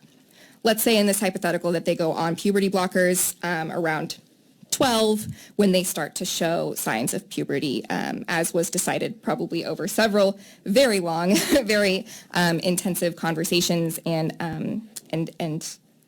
at that point, that young person reaches their later teen years where they might decide to start discussing hormone replacement therapy. And then we're at 18. You'll notice that surgeries were not part of that hypothetical because surgeries at this point, even by the World Professional Association of Transgender Health, WPATH, they do not recommend surgery for folks under 18, for transgender folks under 18. There are some exceedingly rare circumstances where a person who needs top surgery or breast reduction or removal may potentially receive that. Sometimes somewhere in the country, it's, when I say exceedingly rare, it's very, very rare. Surgeries are almost always going to happen and will happen later if that is decided by the person. That, again, does not always happen for all trans folks. It's not always wanted. Hopefully that is informative for you. So first you do the puberty blockers, and you start those when they start to show signs of puberty. I would actually say first is social transition. So sorry if I missed that, but yes. So puberty blockers would be when they maybe potentially are showing signs of puberty or somewhere around there. And when you stop the puberty blockers, do they typically... Representative, I'm sorry to interrupt, but time's expired on this one, so I'm going to go ahead and move to another representative. Representative Hicks, I think your hand was up. So may I inquire? All right. So I just have a few questions. You keep mentioning puberty blockers. Can you explain to me exactly what puberty blockers do? Yeah, for sure. Sorry about that. So puberty blockers, my favorite metaphor is it's like hitting a pause button. So it basically pauses puberty temporarily, pauses puberty for as long as that person might take that medication. So when we're talking about pauses, things like new hair growth that might be associated with puberty, periods that might be associated with puberty for that period of time, or voice changing related with puberty. Okay. So pretty much, pausing different natural bodily functions is what it does, is my understanding of it. It pauses the puberty, yes, that they would have otherwise potentially gone through. Are you aware of the abuse and neglect statute for children in the state of Missouri? No, I mean... Okay, well, I'm going to read a definition for you. It's under physical injury. It's physical pain, illness, or impairment of physical condition, including but not limited to bruising, laceration, welts, or permanent or temporary disfigurement or impairment of any bodily function. So are you advocating for child abuse in the state of Missouri? Wow, that is a very interesting question. So puberty blockers, when we're talking about this type of definition that you're sharing, I think it's something similar to what was mentioned earlier in terms of female genital mutilation as when there's some sort of procedure that happens in a non-medical sense. So this is this is pretty separate from that because we are talking about a transgender medical treatment that has been recommended. I think another example that's pretty commonly accepted is, like we were mentioning earlier, precocious puberty. That child who is going through precocious puberty, I actually know a trans child who is on puberty blockers because of precocious puberty and not necessarily because of being transgender. And that is another case where we would use these medications, and I don't think that would be considered child abuse in that point either. I would have to disagree with you, but I'm not going to get into that. No further questions. I'm going to one more question, Representative Mathieson. I'm trying to make sure that I asked you the appropriate. No, I am not. Are you a No, but you will be hearing from those folks too. Okay, good. Yeah. So I guess I'm just.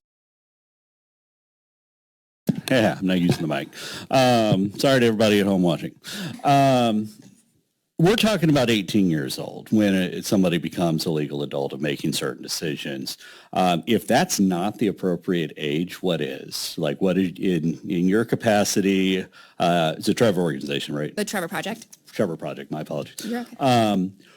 Do you guys have a consensus on what the appropriate age of a person's ability to consent is to this?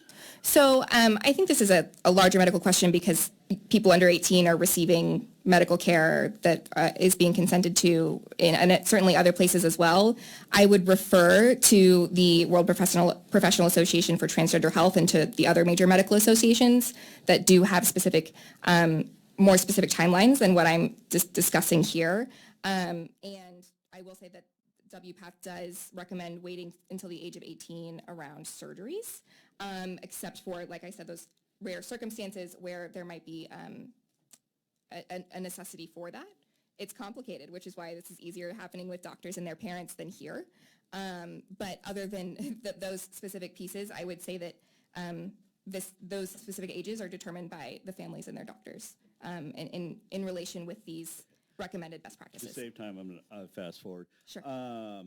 You gave us the stats of your follow-up studies within 12 months of beginning a medical intervention and therapies. Is there a reliable source, since you've debunked every other source brought out, is there a reliable source of data that I can look at that's gone on over several years that you can send my way so I can really kind of see what the long-term effects have been? I would be happy to look into that. I would say that I would direct that also to the medical associations that are recommending this as best practice care. Right. And was that survey data, did you say that was taken in 22 or just reported in 22? Let me go back. There's a lot of studies in front of me. That was published in February of 2022. Okay, so they took that over the preceding years. I'm just painting a timeline in my head. Sure. Mm-hmm. Will you make sure we have your information in case I have more follow-up questions? Absolutely. I've got copies of these. I've got my contact info and happy to answer more questions. Now, the Trevor Project, is it my understanding that your goal is to provide resources, mental health counselors, and that for people who need it? Our mission is to prevent suicide and suicidality among LGBTQ youth. Okay. One faction of that is providing crisis services. Right. Well, thank you for your work on that. Thank you. Thank you for your testimony. We will now move to witnesses in favor. Please come forward. Any witnesses who want to speak in favor of the bill?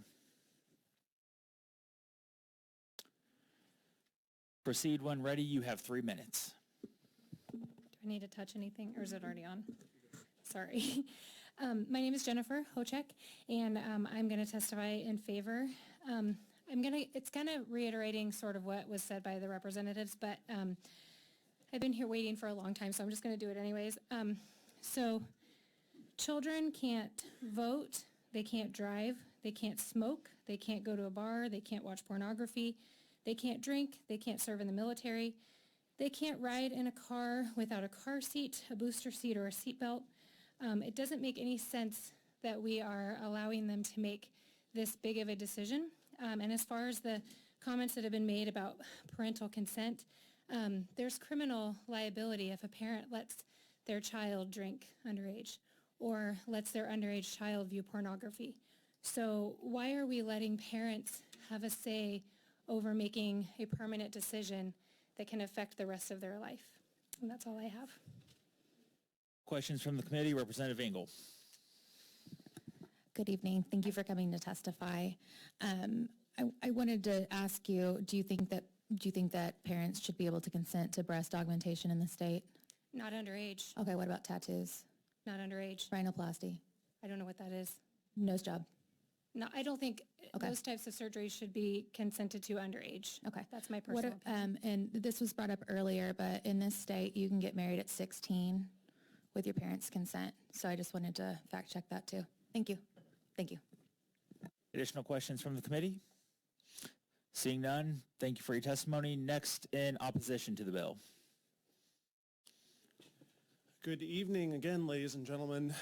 Committee members, Garrett Webb, registered lobbyist on behalf of the American Academy of Pediatrics, which is the world's preeminent organization for the evidence-based practices of care in medicine for children, unlike the aforementioned college, I think they said. Here, as we always are, year after year when we see these bills, attempting to infringe on that parent-physician child medical decision, as we've heard several times over and over tonight. Just reiterating again, not only from the perspective of the American Academy, but also from every other major medical organization that is reputable in evidence-based and practice, that no surgical transition procedure occurs on anyone below the age of 18, and that these medical interventions like hormone blockers that we've spent a lot of time talking about are reversible. Due to the late nature of the noticing, our usual experts from the gender clinic in St. Louis were unable to be here. We do have a physician, but our usual experts over the last couple of years were not able to come, but they did submit a letter in opposition which outlines all of the science and evidence that they use in their daily practice in treating these kids, many of whom are in this room again. Just want to conclude with what I have tried to conclude with over the last several years in these hearings, which is that this is a very complex, conflicting, personal decision that is best left to the children and the families and the medical providers, including their medical team of mental health therapists, physicians, everyone else that would, social workers that would be involved in the general care of that child and family as they go through this process, where they may or may not ultimately decide that a surgical procedure is necessary or their choice once they reach the age of 18 or above. Thank you. Questions from the committee, Representative Lavasco. To inquire. Proceed. Thank you. If the scope of this bill or these bills were narrowed to only prohibit physical surgeries as opposed to hormone and other similar treatments, would your organization support that? It would still be an infringement on the patient-physician relationship, of course, but it would be something that, given the fact that it is completely rare, if not almost zero instance of occurring anyway, yet another instance of an unnecessary solution to a problem that doesn't exist. So you would think it would be pretty harmless then if we were to narrow the bill to that regard. That wouldn't, it's not your primary concern. You know, I can't speak to the fact that might be the people that might be impacted by it going through it personally.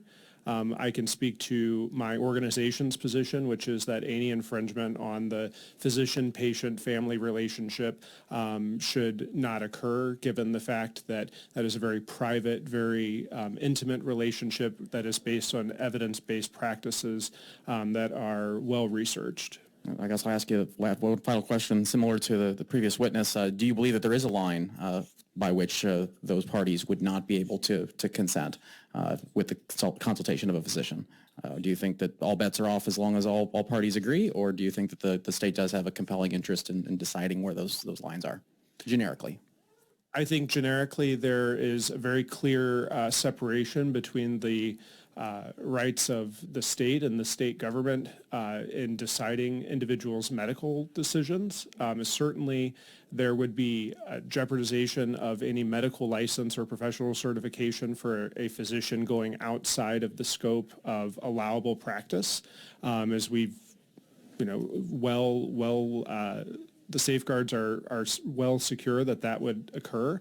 And at the end of the day, physicians are not just operating clinics, left and right. These are organizations that have entire teams of mental health therapists, social workers, all of those individuals providing those wraparound services for, as we've heard, months, if not years at a time before those decisions be made.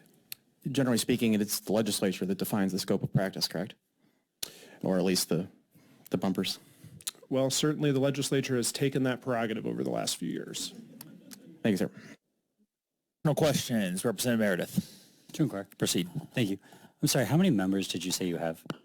I did not say representative, but nationally, the American Academy represents over 150,000 practicing trainees, physicians, pediatric provider members. In addition to that, it serves as a member of the World Academy of Pediatrics, which is close to 1 million pediatric providing members across the planet. And specifically here in Missouri, I have the pleasure of representing about 1,100 of those members. Okay. Do you happen to know, I assume when your organization makes decisions like this about positions that they have, there's some dissent because most things in science, there's some dissent. Do you have any sense of how many of those pediatricians are on record dissenting on this? To my knowledge, and I cannot speak for every pediatrician in the state or every pediatric provider, I have not had any members who have personally dissented toward the positions that the chapter or has taken, at least not since I have been around, which has been quite a while. All right, that's helpful to know.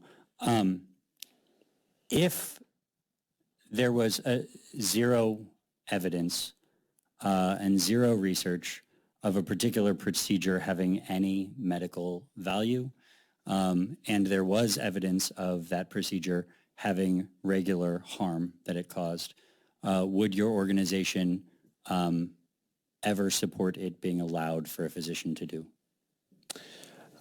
I do think that is a little bit difficult to answer just given the fact that there is a certain element of harm in any research or any prospective medical procedure to treat anything, obviously. And risk. But within the scope of what we're talking about in these bills, no, none of our members or leadership or individuals associated with the chapter would condone causing harm to a child or to a family unduly, even in the name of science. And you would support physicians having consequences that cross that line? Absolutely. And you have those lines? Absolutely. As physicians. Okay. So essentially, the body of pediatricians out there overwhelmingly has said they see medical value in this, and it should be allowed for this to be an allowable procedure for doctors, parents, and kids to figure out. Correct. Assisting individuals in that social, emotional, and ultimately as they transition into adulthood, if they choose to make the physical change as well, is one of the key tenets in the beliefs of the pediatricians that I represent and the vast majority of them across the country. Thank you. Any additional questions for this witness? Seeing none, thank you for your testimony. Next in support, please step forward. Good evening, Mr. Chair, members of the committee. For the record, James Harris representing Do No Harm, a nonprofit group comprised of healthcare providers, physicians, nurses, some actively practicing, some retired, to go on the record in support of this bill. I appreciate your time, Mr. Chairman, and the committees, because I know you're all tired. I think everyone knows this is kind of an important discussion that you all are having. You know, the vast majority of the world's kind of embraced a strategy of called watchful waiting. for the treatment of children who are questioning their gender identity. A strategy that, for the most part, involves delaying, whether it be pharmaceutical or surgical treatments, until adulthood. The United States seems like we're among a minority of countries that has embraced the Dutch protocol, or gender-affirming care strategy, that includes, early medical intervention. And there's a lot of stuff that is still unknown in this area. And so I think this is a good bill because it's just encouraging to pause. Hopefully we'll know more. Hopefully young people will be more developed and know what they want to do. It's a scientific fact the male brain doesn't fully develop until they're 25, something my mother used to enjoy teasing me well through college. But experts in the field have acknowledged a significant lack of scientific knowledge on gender dysphoria and the scientific treatment of these children. There's no consensus among physicians and therapists. There's no good scientific evidence to support hormonal or surgical intervention for minors with gender dysphoria. And I know there's going to be some that disagree, and this is a conversation we should have. However, there is increasing scientific evidence showing surgical and pharmaceutical treatments can cause harm to children, and stuff that you can't change back. And they want to say, yes, you can, but no, when you're altering their, bone structure and other things, there are long-term consequences. Many studies show that puberty blockers, which have not been shown to be reversible, and opposite sex hormones can lead to osteoporosis, cardiovascular health issues, infertility, and could increase rates of cancer. There's a lot of unknown things. So this bill's pretty simple things, just saying maybe hit the brakes. As a father of three, one day my children make an amazing decision. I'm so proud of them. And then the next day it's something that's like, really? And it's just because they're kids, right? They're learning. To say, do you know what you want for the rest of your life when you're 14 or 15? They might, but they might not. And what if a few years later they realize that's not what I wanted, and their life has forever been changed? Now, once they're an adult, it's their choice, right? I think this bill is just to try to give some protections for kids. I know there'll be a lot of disagreement with that, but with that, I'm happy to answer any questions, Mr. Chairman. Question from the committee. Representative Meredith. Proceed. Thanks. Sorry, who did you say you represent? Nonprofit group called Do No Harm. Do No Harm. That's a Missouri nonprofit? It's a national nonprofit. National nonprofit. Where are they based out of? Pennsylvania. Is where Dr. Stanley Goldfrabb's from. You can look up their website, donoharmmedicine.org. I did. It looked like it was based in Texas. I was curious. But people in Texas. So you're from Missouri, though. We've seen you here before. Absolutely. So they hired a Missouri lobbyist, but it's an out-of-state group coming in to talk about this. Yes? It seems like your normal questioning to try to not talk about the fact, substance of the thing. Yes, it is an organization based. For what it's worth, I think we've talked plenty about the substance of the thing. So I just want to point out the context of who you represent. Thanks. Additional questions from the committee. Representative Mathisen. Two statements you made. I'd like some clarification if you don't mind. Yes, sir. Vast majority wants to wait. You're talking about medical professions that evidently do not agree with what we've been told is the general consensus. Other than your website, where can I hear from the vast majority that want to wait? I'd like clarification on where that came from. I will get that. It's been from some different studies. I've been pulling, reading some books I've got, but I'm happy to drop that off with you. Thank you.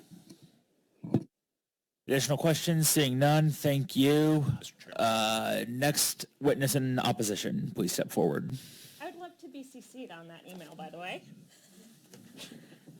Good evening, Chairman and Congress. I really appreciate your willingness to stick around today, especially in light of the storm, to discuss this very important issue. So I'm Dr. Hannah Weber. I practice family medicine in St. Louis in the great state of Missouri. I did my training at Mizzou and SLU, spent most of my life in Missouri, and I provide gender-affirming care to patients across the age spectrum. And I feel real strongly about it. And I'm going to tell you why.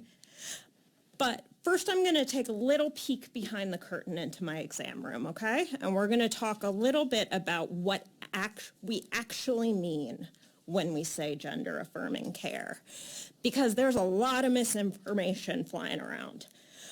I do want to restate that what I do is in accordance with recommendations from the American Medical Association, from the American Academy of Pediatrics, from the American Academy of Child and Adolescent Psychiatry, and these are the ranking professional organizations for the medical field.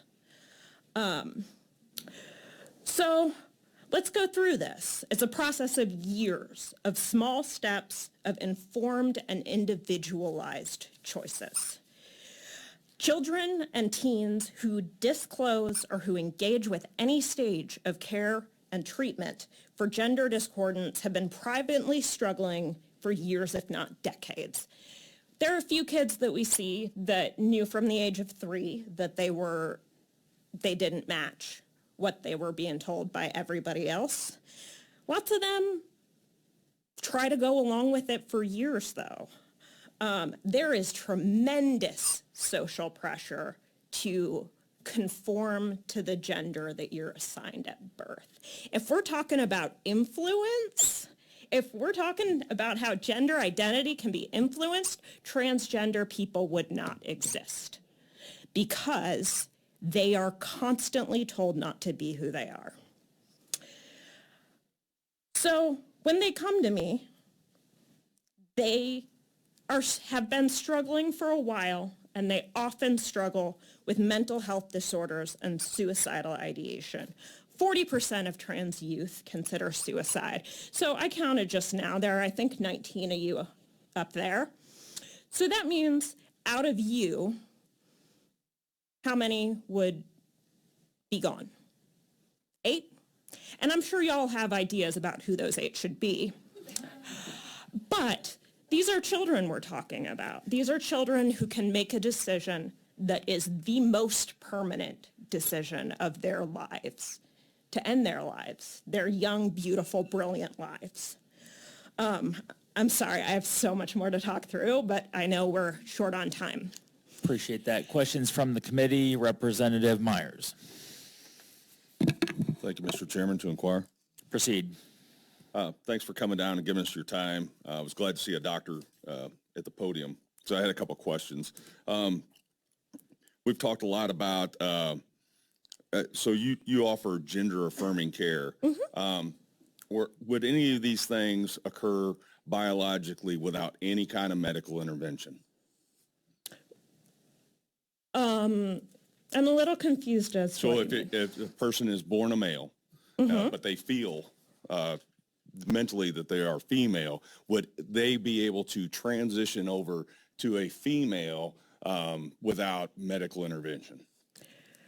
Not typically, unless they were on the intersex spectrum and it was previously not recognized. Additionally, the field of gender is far more complicated than just male and female.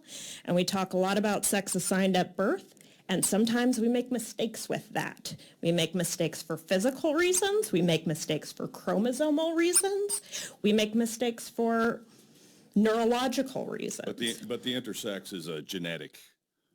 It can be. It can be genetic. It can involve hormone intolerance. With the chromosomes, that is a genetic field. So like, there's other disorders out there. Say for example, if somebody was anorexic, then as a doctor, would you then assign some sort of care to keep that person in that same mental state of it's okay to be anorexic, and maybe ask them to start taking diet procedures where they don't eat? I think we need to separate the fact of the mental health disorders from the fact of gender identity. The mental health disorders come from the societal pressure to be. So that could still apply with transgenderism, though, correct? Gender dysphoria. So they're comorbid, and we absolutely treat the anxiety and depression and suicidality. We treat that far more aggressively than we treat any kind of gender transition. An eating disorder is a mental disorder.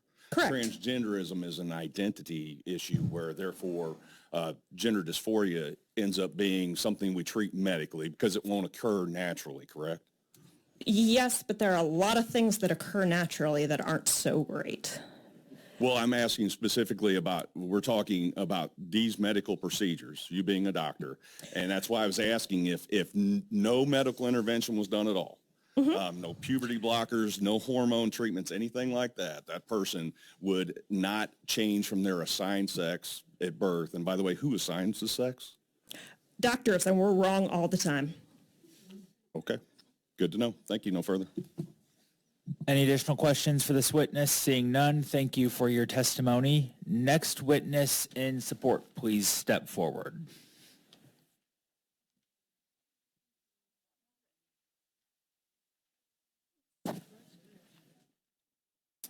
Okay, my name is Teresa Collins, and I'm here to support these bills. I think everything that you guys have heard, so I'll just be like, that's all I needed to say. Everybody said it all twice already, so. Any questions for this witness? Seeing none, thank you for your testimony. Next in opposition, please step forward.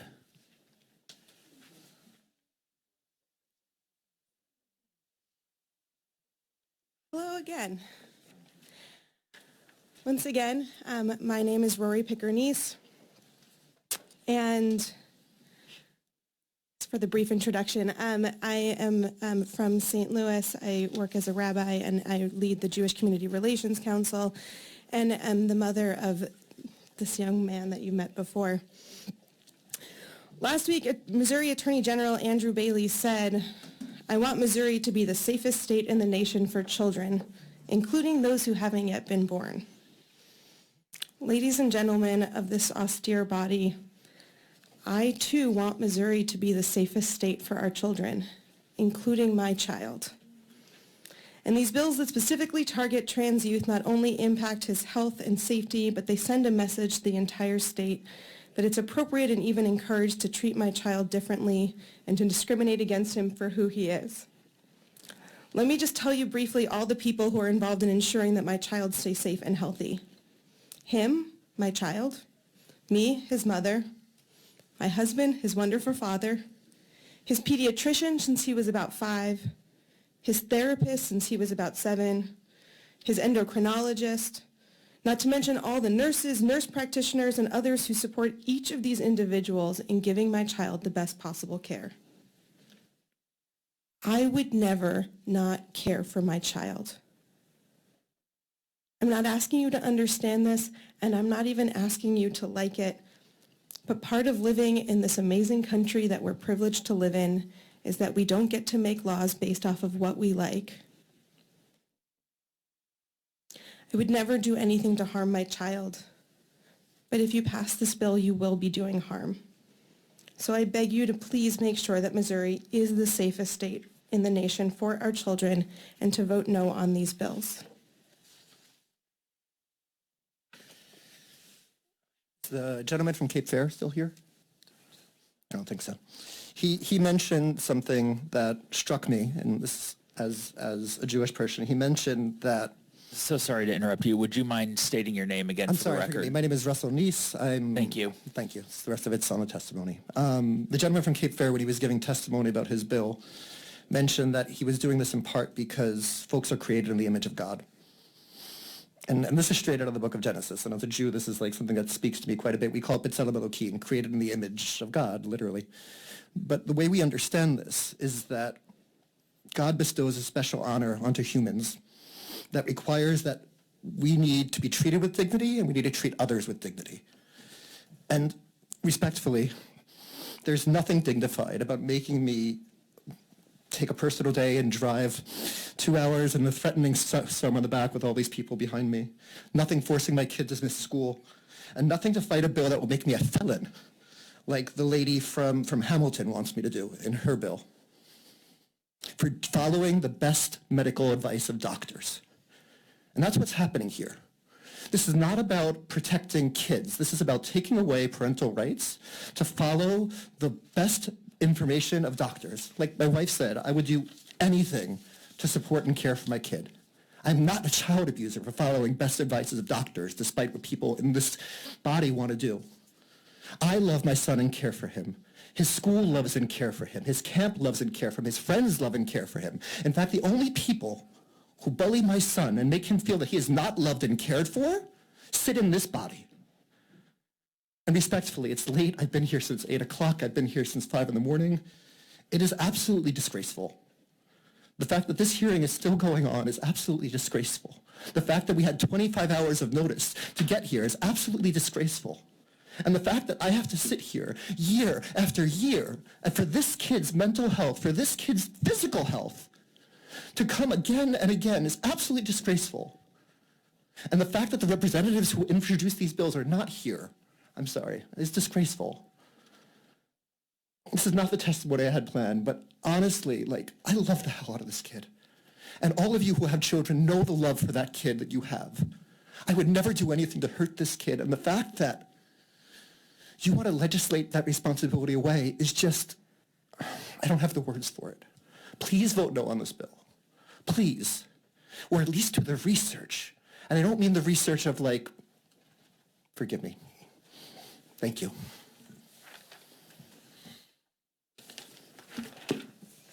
Hi, I'm Dan. I'm 11 years old, and I still like magic and circus skills and unicycling and being myself. This is not the first time I'm here trying to convince people to let me be myself and trying to stop people from taking away my basic human rights. Please stop taking away my choices. There's lots of people I've talked to about this and made sure that I understand that this is my choice. I have lots of people supporting me. My parents and doctors are not harming me. This bill will harm me. Please vote no on House Bill 419, 540, and 463. Thank you for your time. Questions from the committee?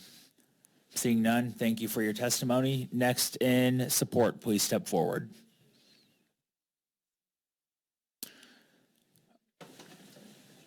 Is there any other? Okay, seeing one. Be brave.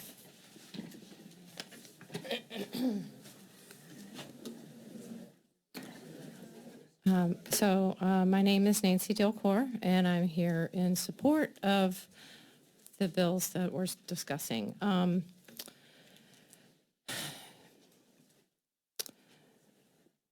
empathize with the difficulties that the parents of transgender children have, and I understand their positions, and my heart goes out to all of them. And I find it unbelievable that we're even here having this discussion, that we're actually seeing children's bodies, altered in the ways that, what's happening in our society. It's unbelievable to me, the fact that, God created us male and female and all of that I've already said. But I would just like to point out that the infiltration of woke ideology into many organizations, including the medical associations, the educational institutions, the biased media, and sadly, even the church, for over a period of decades, has brought us to this place. It's heartbreaking.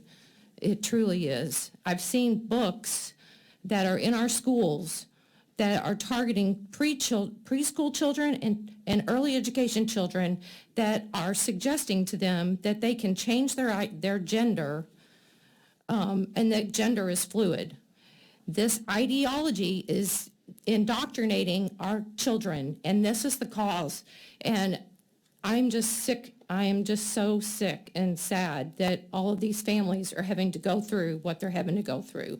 Nonetheless, I still am in support of this bill for the reasons that everyone else has already spoken in support of. Thank you, and I'm so sorry. Questions from the committee? Seeing none, thank you for your testimony. Next in opposition, please step forward.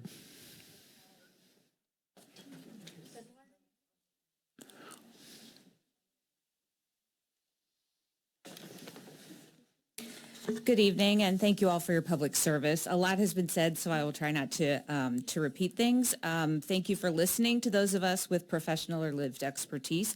I'm Pat Holterman-Homas. I'm a licensed professional counselor, and I'm the CEO of Youth in Need, where I've worked since 1990. And I'm here to oppose the bills that are being discussed. Youth in Need is a nonprofit organization that serves over 8,000 children, youth, and young adults each year in eastern Missouri, with programs including crisis outreach and shelter for youth experiencing homelessness, mental health counseling in schools and community settings, foster care, and early learning. We're based in St. Charles, which is where I live. We serve St. Louis City and County, as well as St. Charles, Lincoln, Warren, and Montgomery counties. As a licensed mental health professional for over 30 years, I just echo everything that's been said by the Trevor Project. What they are reporting nationally, I'm telling you, we are seeing in the youth that we see in 17 school districts in eastern Missouri every single day. And a lot has been talked about suicide, and so I won't repeat all that other than to say that anyone who cares about kids should be horrified that over half of the transgender youth in Missouri have considered suicide and 20% attempted suicide within the last year. This is not because they are trans. It is because they do not feel valued and they do not feel visible. And instead they feel scared and they feel silenced. All of our kids want to feel safe and supported, including our trans kids. They need to feel that they're valued, that they belong. They need to get the physical and mental health care that they need. And with that support, they can not only survive, but they can thrive. In the governor's address last week, he highlighted the importance of prioritizing children. My entire career has been spent prioritizing children, alleviating their suffering, and protecting them. So I couldn't agree more. But those children include our trans kids. Adolescence is hard enough for all kids and especially for trans kids. And I strongly agree that medical professionals, along with parents and along with kids, should decide what's in their best interest. Denying this best practice medical care and behavioral health support can be life-threatening. If you don't want to harm kids, then don't deny them best practice medical care. So again, as a licensed professional for over 30 years who's devoted my life to children, I'm asking you, and truly on behalf of the kids we serve, I'm expecting you to respect the dignity of our trans children and youth and vote no on bans to health care for trans youth. Thank you. Thank you for your testimony. Questions from the committee. Representative Matthiesen. Good late evening. I'm familiar with Youth in Need. I love the organization. Thank you for everything you guys do. I value your opinion because of that. And I'm going to try to speak coherently because I really need a nap.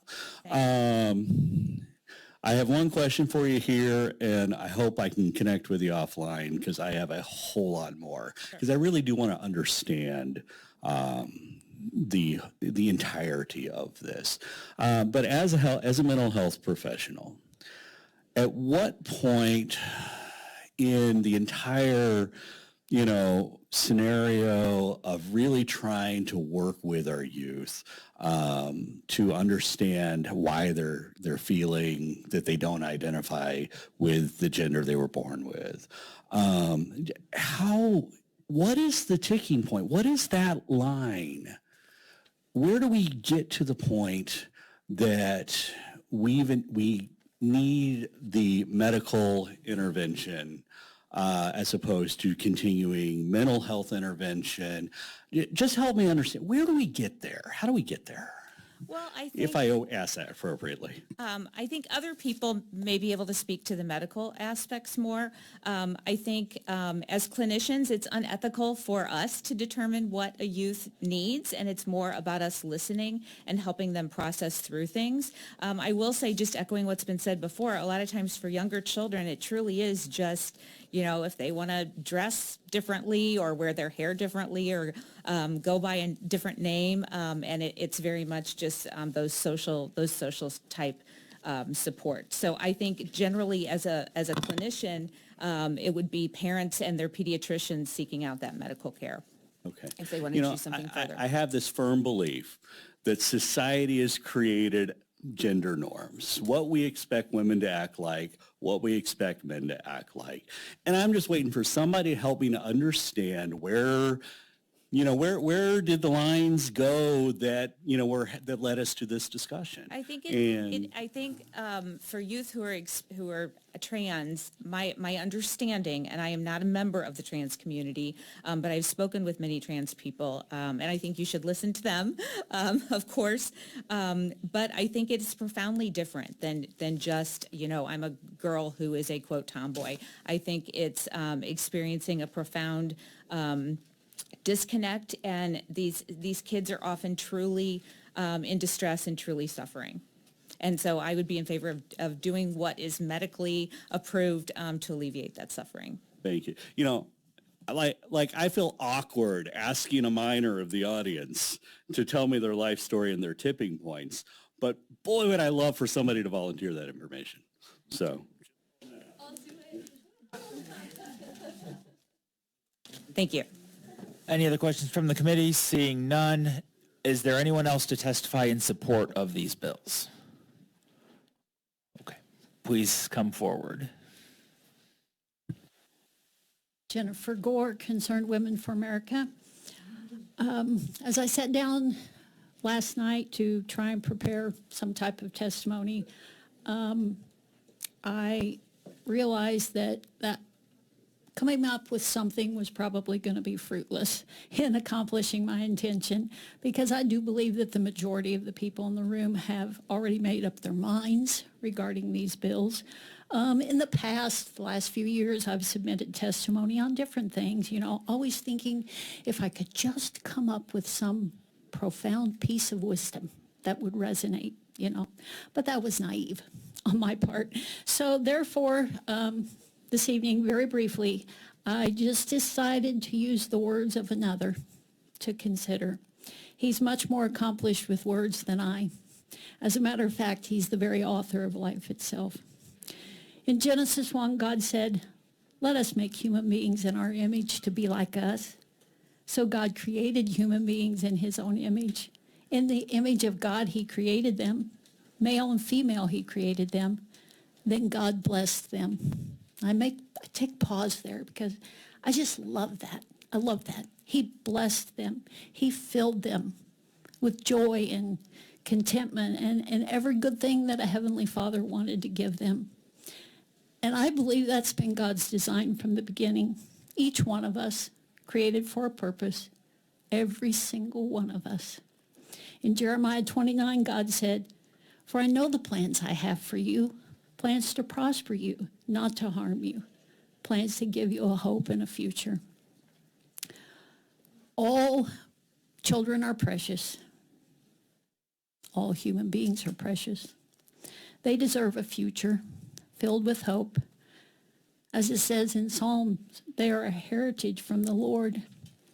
I believe it's our responsibility to protect them, to treasure them, and as it says in Proverbs, to start them in life on the way they should go. So it is just my belief that these bills are an important step in doing just that. Thank you. Thanks for your testimony. Any questions from the committee? Seeing none. Next in opposition, please step forward. Sorry. Thank you. Hi, my name is Christina Stixrud. I'm a physician in Columbia, Missouri. I'm in opposition of the healthcare bans 419, 463. Sorry to interrupt. We're having just a little tough time hearing you. Could sorry. you get a little closer? Is this Thank better? you. Yep, that's better. Okay, thank you. And could you restate your name also? Sure. Christina Stixrud, Stixrud. I'm a physician in Columbia, Missouri. I was asked to come here to talk about patients that I come in contact with every day. I've been providing primary care as a board-certified physician in general pediatrics and internal medicine for almost 20 years. In addition to take care of the science of medicine, I also address the psychological, the social, the cognitive, all the health problems that come up. We've heard a lot about all the different steps that are involved with gender-affirming care, transgender care, and it's obviously very complex. The AAP has been the most consistent way for us to have consensus on how to treat these patients in the best, most efficient, evidence-based care. There are over, I forgot how many number you said, but hundreds of thousands of pediatricians that are all part of this that are on the same page. Yes, there is dissension, but overwhelmingly there is support for helping these transgender kids be happy and find a safe place where they can be themselves. The path of transgender starts with the psychosocial. That is where we put most of our efforts at the very beginning. Education of the family, education of the patient, education, education, education. And then we also work very hard to provide a safe environment for them because the suicide risk is frightening. It is frightening. I don't do gender affirming care. I don't prescribe the medications, but I can tell you I've had multiple patients come into my office with their full disclosure. And even though there is a wide variety of gender dysphoria, they all look the same when they tell me. They lower their eyes and they hunch their shoulders and they hold their breath when they tell me that they're transgender. They identify as something different than the way they were born. And the breath they let out, the watery eyes, and the relaxation of their shoulders when I just accept the information they're giving me is huge, and it makes a big difference to these people. They don't need us to tell them how they feel. They just need us to accept them for who they are. The process continues as far as the social transition. That's a big part of it, and trying to find a community where they can be themselves. We've talked about that a lot. At no point has gender surgery transitions been addressed for children under 18 years of age. This is a hard fact. This is not changing. This is not going anywhere. This is how we do most of our care whenever we address pediatric patients. I think the best use of time is to ask questions as a medical physician. Any questions from the committee? Seeing none, thank you. Too slow, sorry. Seeing none, thanks for your testimony. Next in support. Seeing none, next in opposition.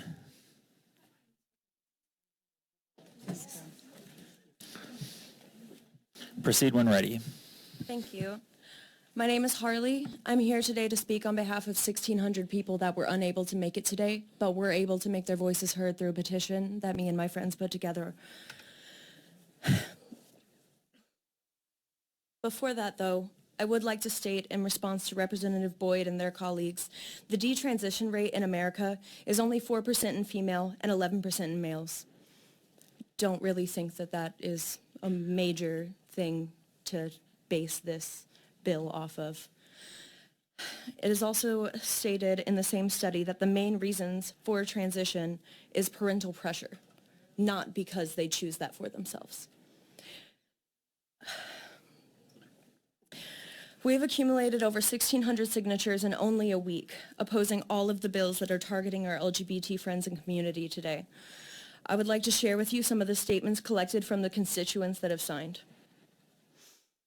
I signed because everyone should have civil rights, no matter their color, lifestyle, birthplace, or anything else. This could not only upend people's livelihoods, but also destroy individuals' rights to be themselves. I'm disgusted by Missouri Republicans for even suggesting these bills. Using people for target practice is immoral for these people who claim to be good Christians.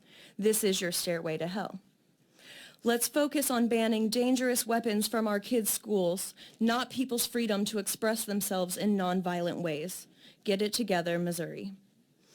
Transgender humans deserve to live their life without judgment, harassment, or threats of violence. I am tired of us being picked on for something as simple as the way we present ourselves. Missouri Republicans, there will be transgender blood on your hands if you pass these bills. I don't think it should be a political issue in the first place. What people do with their own bodies is not a discussion for government to be involved in. Also, trans and drag queen rights are human rights. Government does not belong in anyone's pants, and being queer does not equal perversion.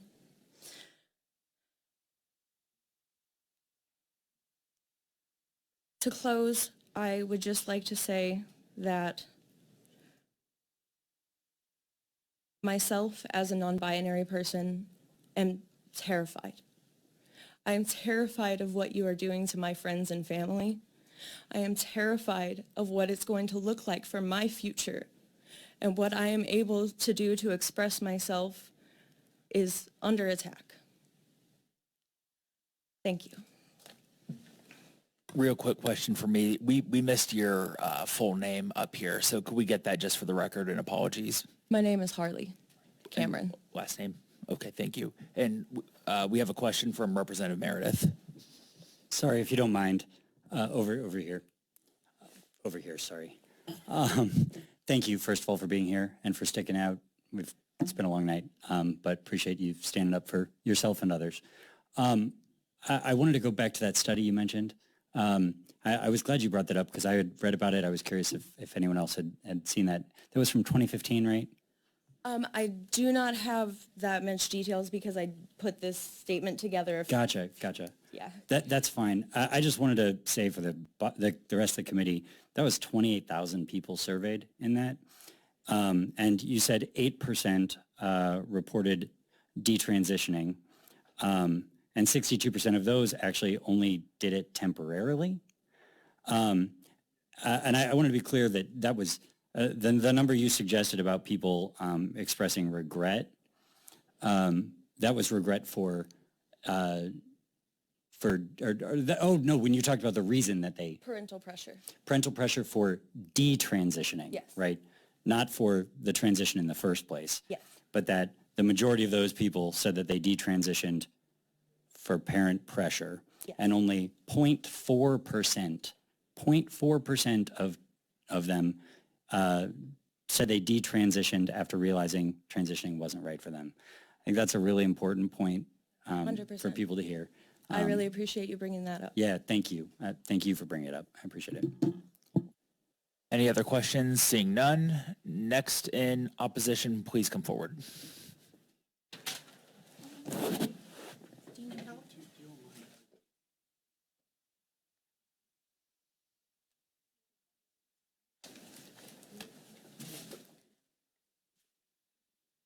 My apologies.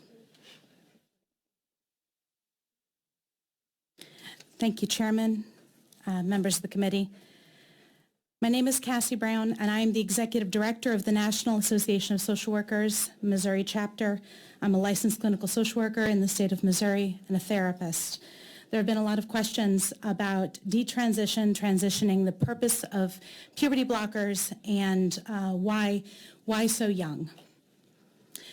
The reason why puberty blockers are administered by medical professionals is because of the impact of secondary sex characteristics in puberty itself. So whenever we go through puberty, as you may remember, I think I do myself, we develop we develop based on the hormones that our body naturally produces, the secondary sex characteristics. If you look at very young children and you listen to them, it's kind of hard to tell them apart, right? You kind of look at hair length to see who's who. You look to see who's wearing pink and who's wearing blue. As they get older and the hormones in their body start to produce, things start to change. They get the round bits or the broad bits. Puberty blockers are what put a pause on that. And the reason for that is because of exactly what people are talking about. The fact that so many of you have concerns as to whether or not the children are going to want to continue to explore their gender or become firm in their gender identity. Now, there has been some misleading information that's been given about whether or not people end up detransitioning. Like the number's been thrown around that 80 to 90% of children who were originally diagnosed with gender dysphoria ended up detransitioning and later identified with their gender assigned at birth. That was based on some long-term studies that were later debunked whenever they looked very closely at the interviews that have been given with these children in the original diagnosis. And they were broken into two categories, persisters and desisters, those who persisted in an identity that would be considered gender dysphoria. So I was assigned one gender at birth and I identify as a different gender. They were persisters. Desisters were the ones who seemed to then re-engage with their gender identified at birth, persist, desist. The difference that they discovered was that the desisters, the ones who seemed to return to the gender identified at birth, they had been identified as having gender dysphoria by the medical professionals, by clinicians, but they had not been using the same words. They had been saying, I wish I was a girl. I like girls. I kind of wish I was a girl. Why can't I be a girl? The ones who persisted 100% of the time had been saying something else. Do you know what they were saying? I am a girl. That's not the same sentence at all. Whenever parents listen to their children, as some of these parents have talked about tonight, when you listen to your child tells you who they are. Whenever they talk about these old studies, the difference between the persisters and the desisters is simply the simplest fact, the simplest truth. The children who say, I am this, they consistently are. That's the difference. And we know that. That's the current evidence, and that's what best medical practice is based on currently. I am open for any questions. Thank you for your testimony. Any questions from the committee? Seeing none, thank you. Next in opposition, please come forward.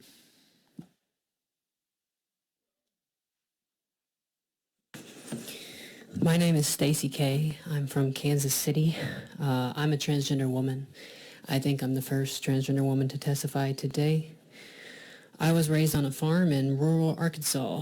From my earliest memories, 2 years old, I wanted to be a girl. I told my parents this as a child. Because of this, my parents homeschooled me to isolate me from the rest of society, and when I became a teenager, they sent me into a conversion camp in Indiana. They told me to hide this part of myself and forced me to grow up as a teenage boy.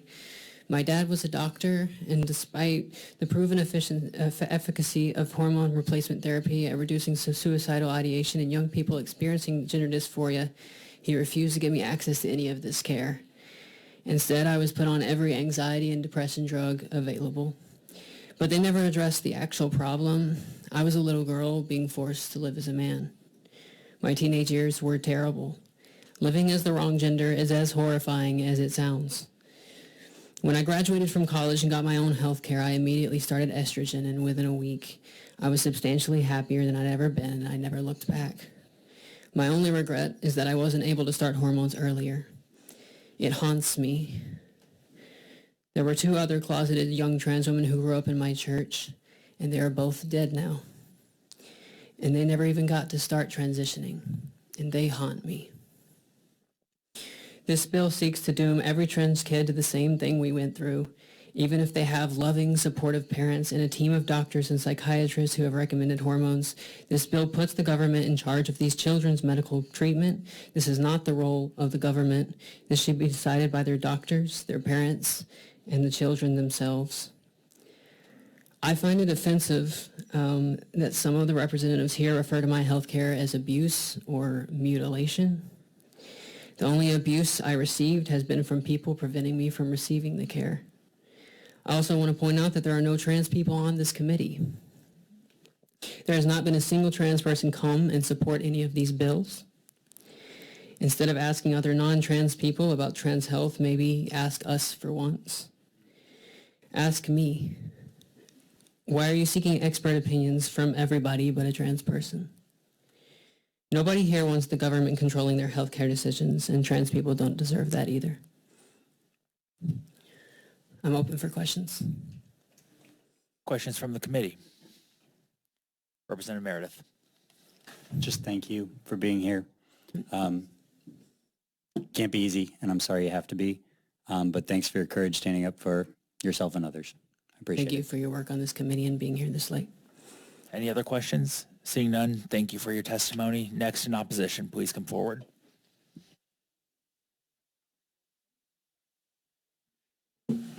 Hi. Oh, that's loud. My name is Keely Cromat. I'm from St. Louis, Missouri. And I'm here to speak on behalf of myself as a mother. When my daughter Rowan was in preschool, she couldn't tell you what she wanted to grow up to be like most of her peers could. She had no idea. When my daughter Rowan was in middle school, we found bullets in her room. She intended to take her own life. She was withdrawn. She couldn't state her own opinions. She'd seldom speak at all. She couldn't bear the thought of growing up to be the adult man that biology had destined her to be. When my daughter Rowan was 15, she finally told me she was my daughter and not my son. We knew we needed to listen to this child that didn't want to grow up. We knew we needed to listen and not let biology go on as planned. We did what we had to. We helped her access care, and I got my child back. She began to transition. She's now bright and social. She's a competitive skateboarder. She has a large group of really loyal, sweet friends. She's finally happy. And now we're having to face down the legislation before this committee today as a family. The bills all being heard are all rooted in discomfort around trans people and a wish for them not to exist at all. Everyone wouldn't be here debating this if they could just be in their comfortable bubbles and not have to face people who were different. These acts prevent trans kids, like banning chemotherapy would prevent kids with cancer. It's really hard to have cancer if you're dead. It's really hard to be trans if you're dead. Banning gender-affirming care will result in dead kids. It's just, you've heard it all night. Our family's lucky. We have the resources to leave the state we've all lived in our entire lives, which is exactly what we'll do if this bill passes. We'll have to. It's my child's life. It's only a couple months of medication that she'll miss, but I've got her 6-year-old sister to protect too. And those child abuse cases or child abuse charges would face both my children.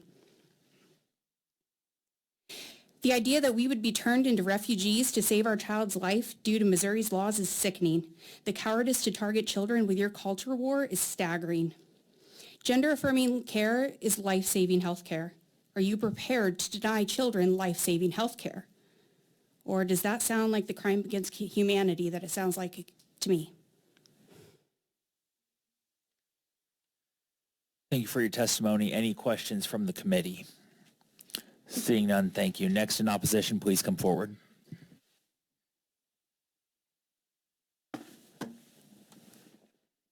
Chairman,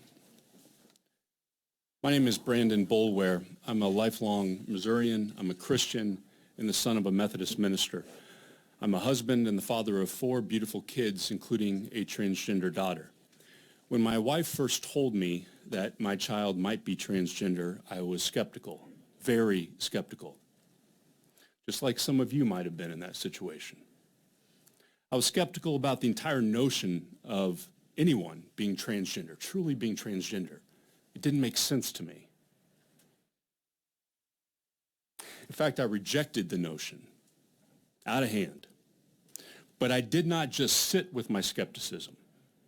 I researched, I spoke with medical experts, teachers, counselors, coaches. I turned to Scripture, and I listened to my child, really listened. It took me years, but I grew out of my skepticism. I want to make 2 points today. First, being transgender is not a choice. My daughter didn't choose to be transgender, and none of the kids who testified here today chose to be transgender. You want to know how I can prove that to you? Because being transgender is an enormously difficult path. It comes with sacrifices. Think of every uncomfortable, self-conscious moment you had growing up and multiply that times 100. That's what these kids feel every day. My daughter's had to make sacrifices. The most recent being she can't attend the high school she wants to attend. It's where her older sister goes. It's where her friends will go. But this school has a ban on transgender kids, so we can't go. Despite the sacrifices that transgender kids make, there is no alternative for them. You cannot ask them to deny who they really are. My daughter will not deny who she is, and I am so incredibly proud of her for that. These kids are not asking for special treatment. They're not asking for special laws. That's important. They are asking to be left alone. Let them make decisions with guidance from their parents and medical experts. Last year, my oldest daughter suffered kidney failure. We went straight into dialysis and then went on the path of getting a transplant. At no point during that process did anyone from Jeff City come into our doctor's office and tell me whether or not my daughter could get a kidney, or from whom, or when. This is no different. This is medical care. And when transgender kids do not have access to gender-affirming care, the data tells us it proves to us that suicide rates skyrocket. If I could just be a little bit longer. Do not turn these kids into statistics. Instead, leave them alone. Let them be.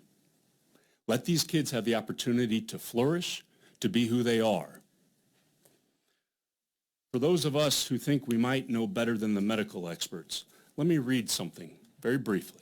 This comes from the Eighth Circuit Court of Appeals in a decision. I'm going to interrupt you real quick, but I'm going to call on Representative Meredith. Thank you. Please take my time. Thank you, sir.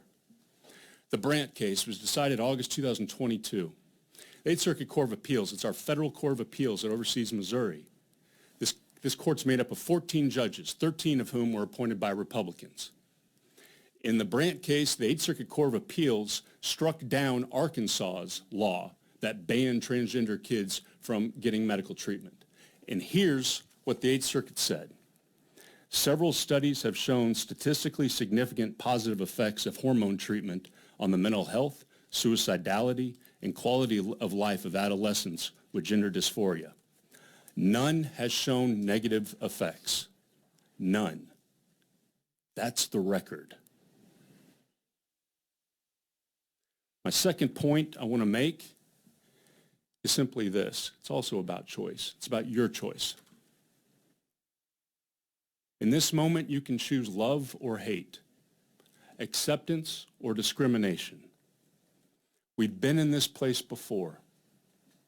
History is replete with examples of some of us targeting and marginalizing certain segments of our population. But in the end, these attempts always fail. Love and acceptance always wins. Always. So let's just be candid here. We all know what the end result's going to be. In 5, 10 years, maybe less. This political rush to discriminate against transgender kids is going to fail. We know that's what will happen. And so when the history is written on this period, will our kids and grandkids see that we were on the side of love or hate? Because you got to pick a side, and the time to choose is now. I ask you to vote against this legislation. Thank you for your testimony. Any questions from the committee? Representative Velasco. Doing well. Thank you. Without going into detail, I have some disagreements on your dichotomy there. I think it's a more complicated issue than you maybe simplify it to at the end. But I do want to know what high school in Missouri is banning trans kids from attending. I think everyone would like that information. Yeah. If you're willing to share. Yeah, I'll say this. It's a private school. It's not a public school. Okay. Well, if you're not comfortable, I would understand that. I would, speaking personally, I would look poorly upon an organization, whether that is their right or not, who makes that decision. I think you're probably making a nice choice for privacy. That being said, that's probably a piece of information that the marketplace might want to know. So. Nonetheless, I think we have some disagreements. You came to see me earlier today. I appreciated our conversation. I appreciate your testimony tonight, so thank you. Any additional questions? Representative Quaid. Mr. Chair, I'll be brief. I really just wanted to thank you for coming and testifying. We've been doing this for years, and I will never forget the first time that you spoke to this body, and I think I can speak for most of us. We're left in tears, and I really appreciate your personal story. But what I want to just reiterate about your story that I think is so vitally important, and I hope the members of the committee will take some time to maybe talk more in depth with you because you did not have the appropriate time, is really just the place you came from in the beginning of confusion and not understanding, and taking that time for your child to do so. As a parent, I can't imagine that struggle, but I know that your child's forever grateful, and I just want to say to the committee, these testimonies, while we're here now almost 11 o'clock at night, each one of them is such a personal story. Each person went through their own journey, is still going through the journey, and we have so many parents here talking about how hard it has been and the personal growth that you have gone through, that folks like you have gone through. encourage each of you, each of us, to take time beyond this hearing and get to know these people, get to know their stories, and understand why they're still here at 11 o'clock at night on a Tuesday with a snowstorm, because it's a testament to how real this all is. And I just want to thank you again for always being here. Thank you. Thanks to everyone. And on that note, I will take questions from anyone offline, and there's zero judgment on my part. Any additional questions? Representative Mattison. All right. Mr. McMullen, could you slide one way or the other? I want to be able to talk directly to you. I'm really, truly concerned about humans. I wanted to know more about the story of your family, because ultimately I feel like here we're trying to figure out what's age appropriate. I mean, I'm not a clinician. I can't tell you when, at what age, at what stage in life a child can make really, decisions like this. When you throw out it's an issue of love versus hate, come on. I mean, we're trying to find out what the right decision is, if we even make a decision at all. So try not to ruin it by saying that if we vote one way, we hate you or we hate your children. That's not productive. It doesn't engage a real conversation when I want to make the best decision based on age-appropriate stages of development.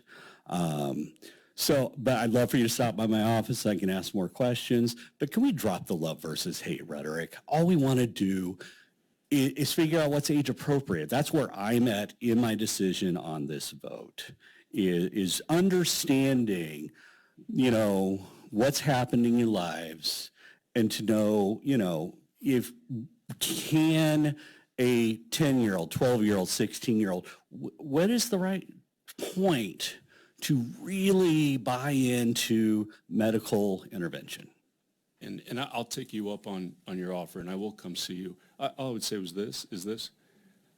It's not a one-size-fits-all. It's a case-by-case. And that's why I stress it is a decision that has to be made by the parents, by the child, and medical experts.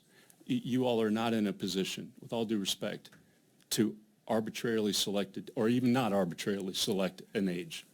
It's impossible. Thank you. Thank you. Thank you, sir, for your testimony. Next in opposition, please come forward.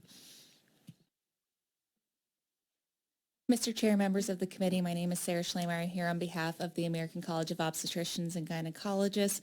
We, as a blanket statement, I reiterate some of the other providers that have been up here, but we do not support any legislation that comes between the patient and provider relationship. It is a very sacred one, a very intimate one, so we leave the statement at that. Any questions from the committee? Seeing none. Next in opposition, please come forward. All right, howdy again, folks. My name is still Jay Nam, and I am still a wildlife biology undergrad from the School of the University of Missouri, Columbia. I have worked in civil service over the past year. I was an employee of the Missouri Department of Conservation. I'm not here on behalf of any of those organizations. I just wanted to state that as a matter of the fact that I am an important member of the society that I'm in. As opposed to a professional or statistical argument, I would like to challenge the notion that limiting access to transition benefits children from personal lived experience. I lived in the world these bills are proposing for the first 18 years of my life. It was not de jure hormone prohibition, but rather parents individually refusing to engage in their child's health. And I can tell you from personal experience, you are not saving those children. You are simply passing the burden of community care onto other children like myself. Let me impress upon you that I am a privileged member of my community. I have the privilege of supportive parents and a supportive faith community. I socially transitioned at 13. I started medically transitioning 4 years and 4 days ago to the day. I had a gender-affirming surgery after I turned 18, and I have no personal regrets. I have the privilege of never having made an attempt on my own life. I have the privilege of only having been sexually harassed and not assaulted or raped. These are privileges my community has not had access to. I have been a community leader and advocate since before I could drive, and never by choice. My friends and peers were neglected not only by their parents, but by school officials. When they were bullied, I was the one who resolved conflict with their bullies. When parents rejected them, I was the one who drove them to therapy. I was the one who helped them gain access to hormones. I held them when they cried. I was 13 the first time I talked a friend down from suicide. His father was drunk and unsupportive, and he was scared that his father would shoot him with a shotgun. It would not be the last time I was responsible for a service that should have been codified in my community. I left my community to receive a college education, and I would love to leave that part of my life behind me. But every time a bill like this is introduced, I am forced to relive it again. Throughout this hearing, I have heard from many of you that you have had a lack of communication with people like me who started transitioning when they were children. Well, here I am. I welcome any questions, even if you are concerned that they may be personal or rude. Thank you. Any questions from the committee? Seeing none, thank you for your testimony. Next in opposition, please come forward.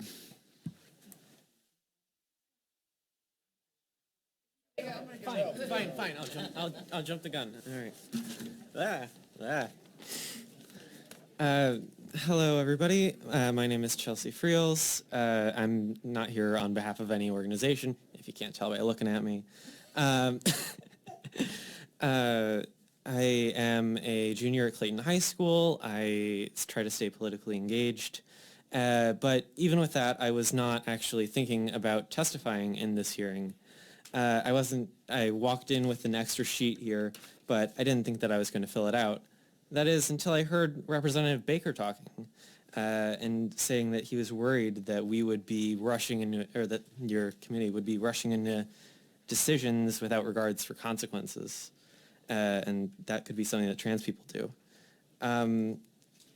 But these bills that you're doing, that you're pushing on Missouri in general, it feels like that's what you are doing instead, because these bills claim to protect children. I think that's in the title of two of them. The other one is saving adolescents from experimentation. But what are you protecting me against exactly?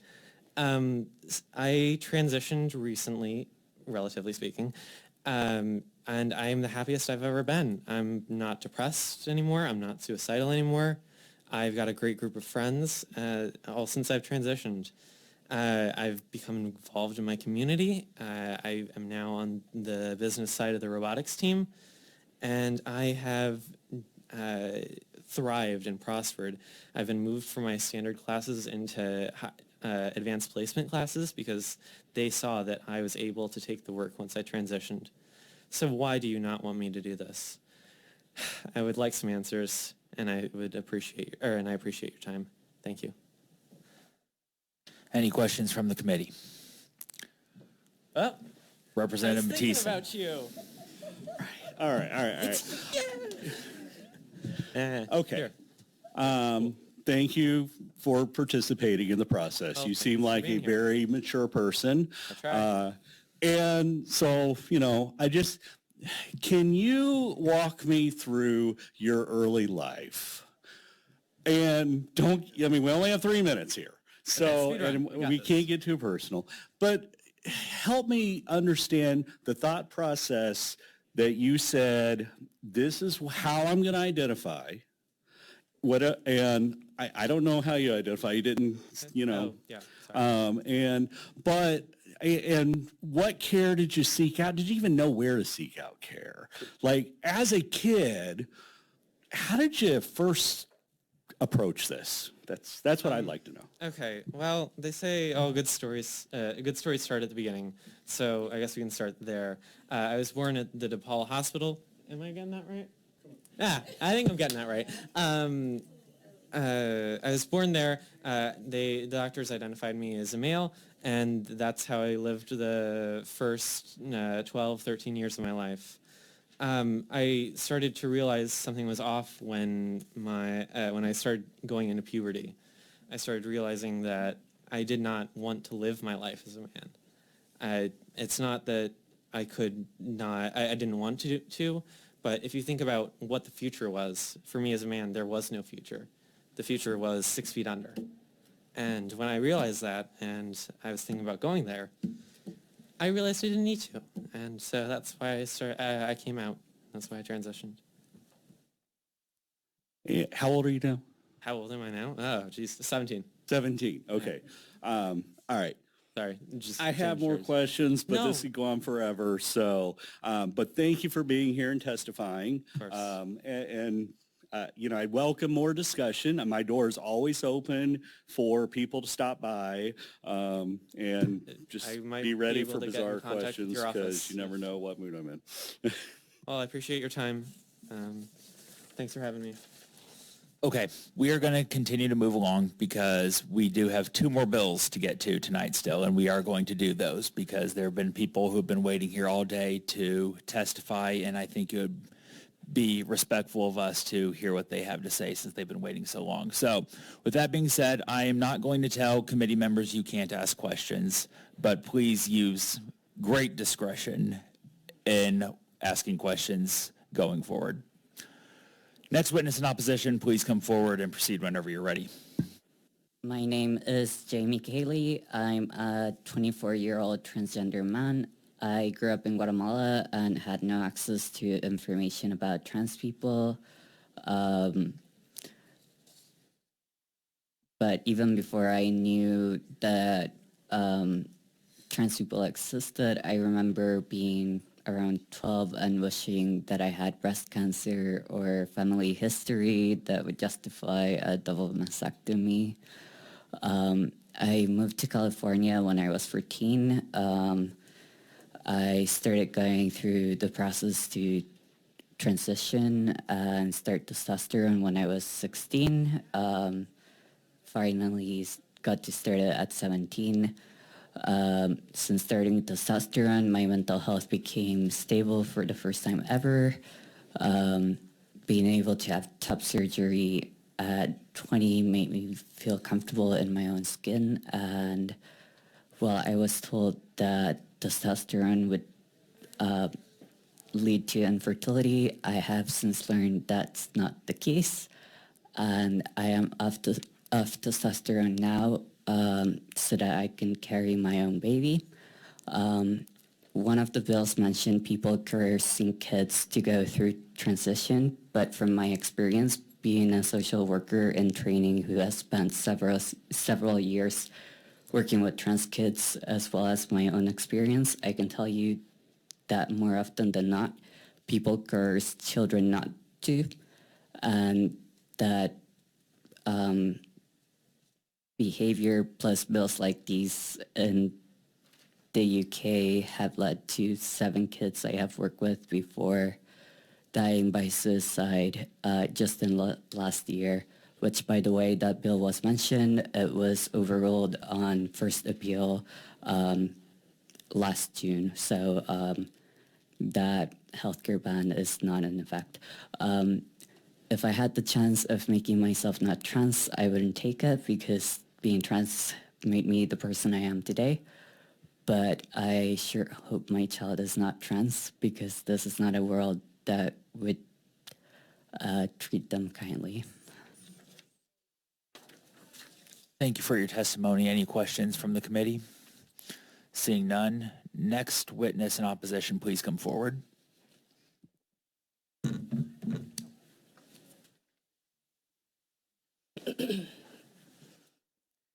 Hello, my name is Melody Ortloff. It's Ortloff. It's very hard to get that one out.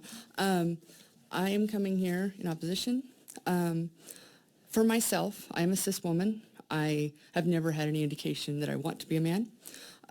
When I was younger, I was a tomboy. I asked my mom if I could dress as Peter Pan for Halloween. But I did not ever want to be a boy. But I'm here to represent my partner. He is transgender, but he was not able to make it here tonight. In kindergarten, he told his mom that he wanted to grow up to be a boy. He asked her, when am I going to grow up to be a boy? In 5th grade, if you want to say age 10 or 11, he started developing very large breasts, which caused him a lot of grief. And then at age 14, he attempted suicide. Luckily, he did not succeed, but he was incredibly depressed. If you look at pictures of him back when he was in his teens, he's very sad. There's no smiles. Even when I met him in his early 20s, he was experiencing deep depression. Later on, he was able to get the care he needed, his hormone therapy. He has been able to have his double mastectomy, but the large breasts have left permanent scars, not just from the surgery. He would walk like this, like hunched over. His back is permanently hunched. He does not stand up straight. And that is because of the double J breasts that he developed that had to be removed later. If he had had access to hormone blockers that would have prevented those large things from growing on his chest, I believe that he would have been a much less depressed teenager. He would have been happier. He would have been more secure in his gender, which is a man. He is every bit a man. And sorry, I love him very much. And I just wish his childhood had been easier for him. Thank you. Thank you for your testimony. Any questions from the committee? Seeing none, next witness in opposition, please come forward.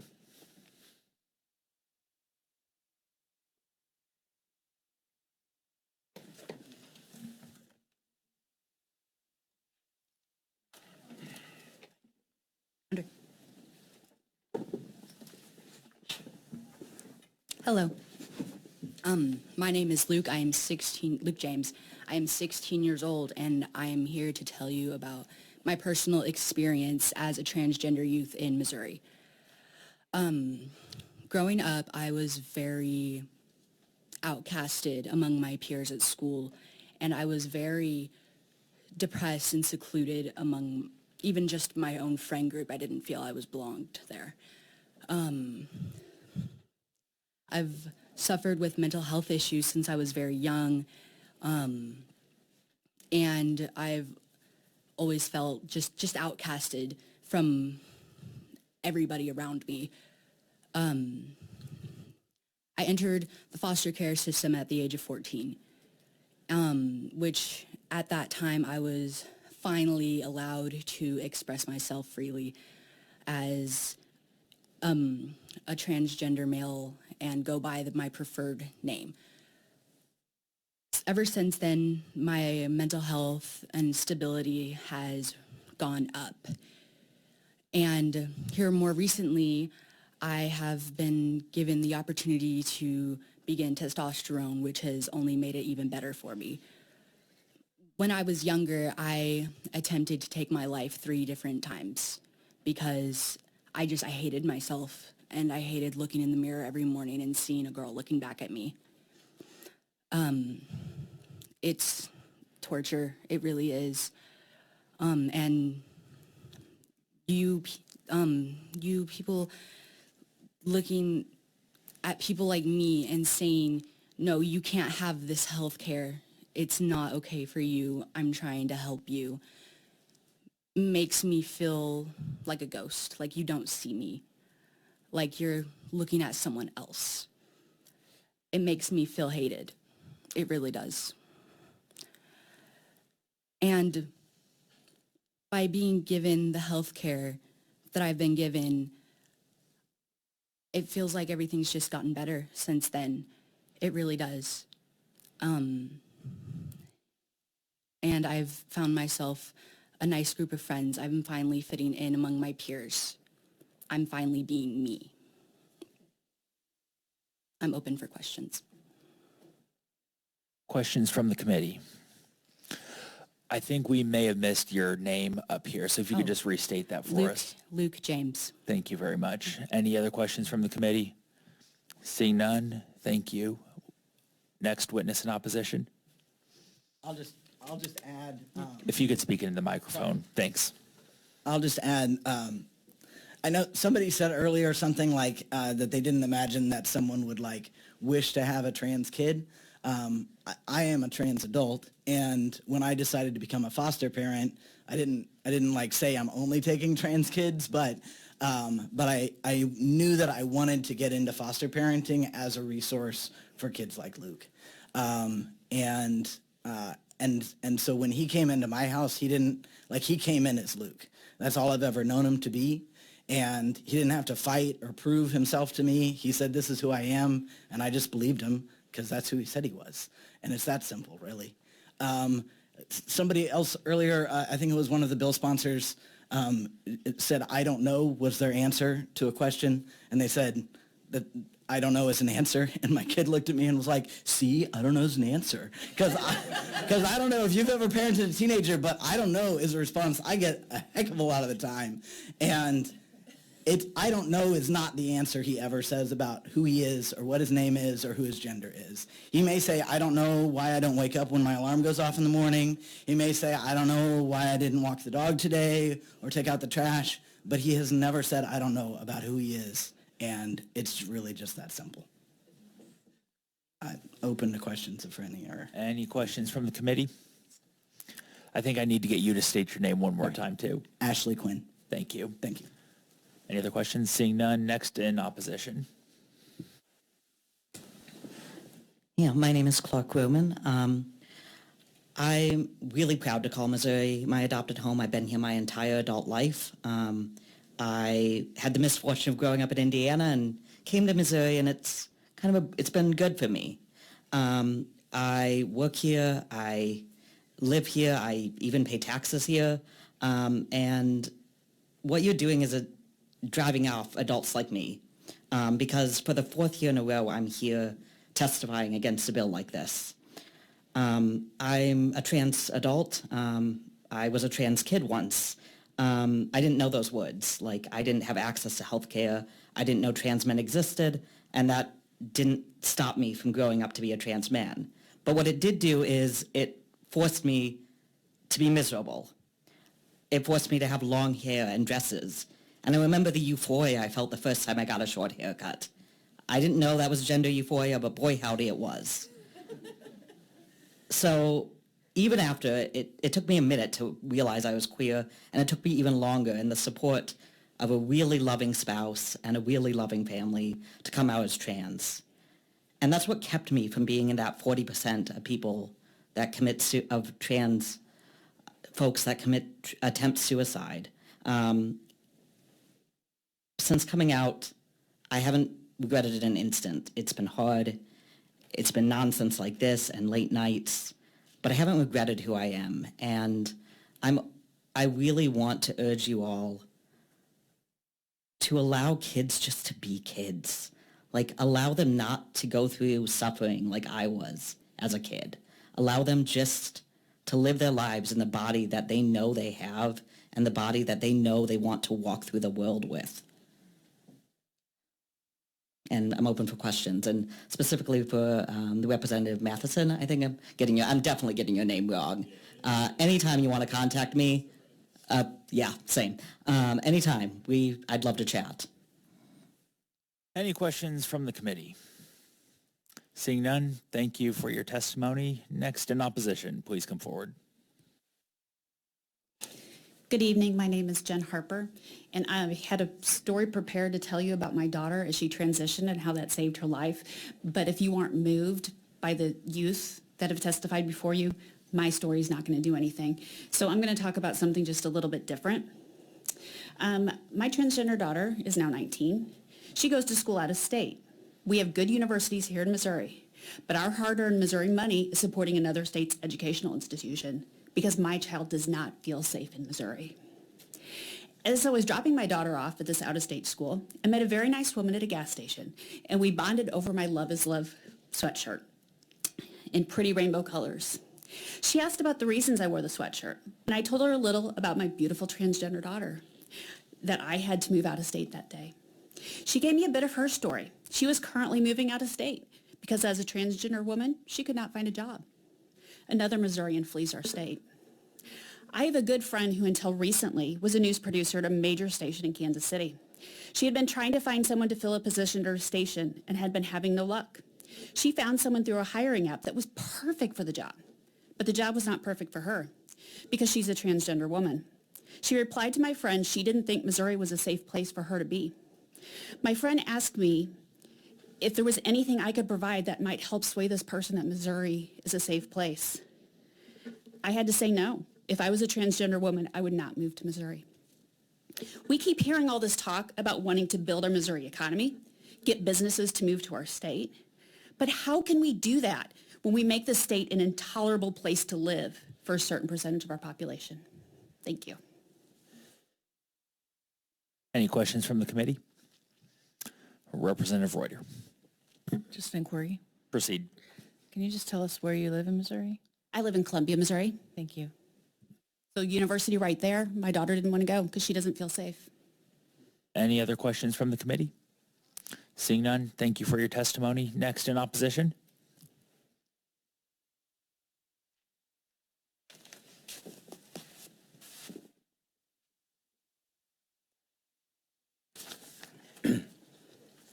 Hi, my name is Jordan Braxton, and I'm from St. Louis, Missouri, and I am an intersex individual.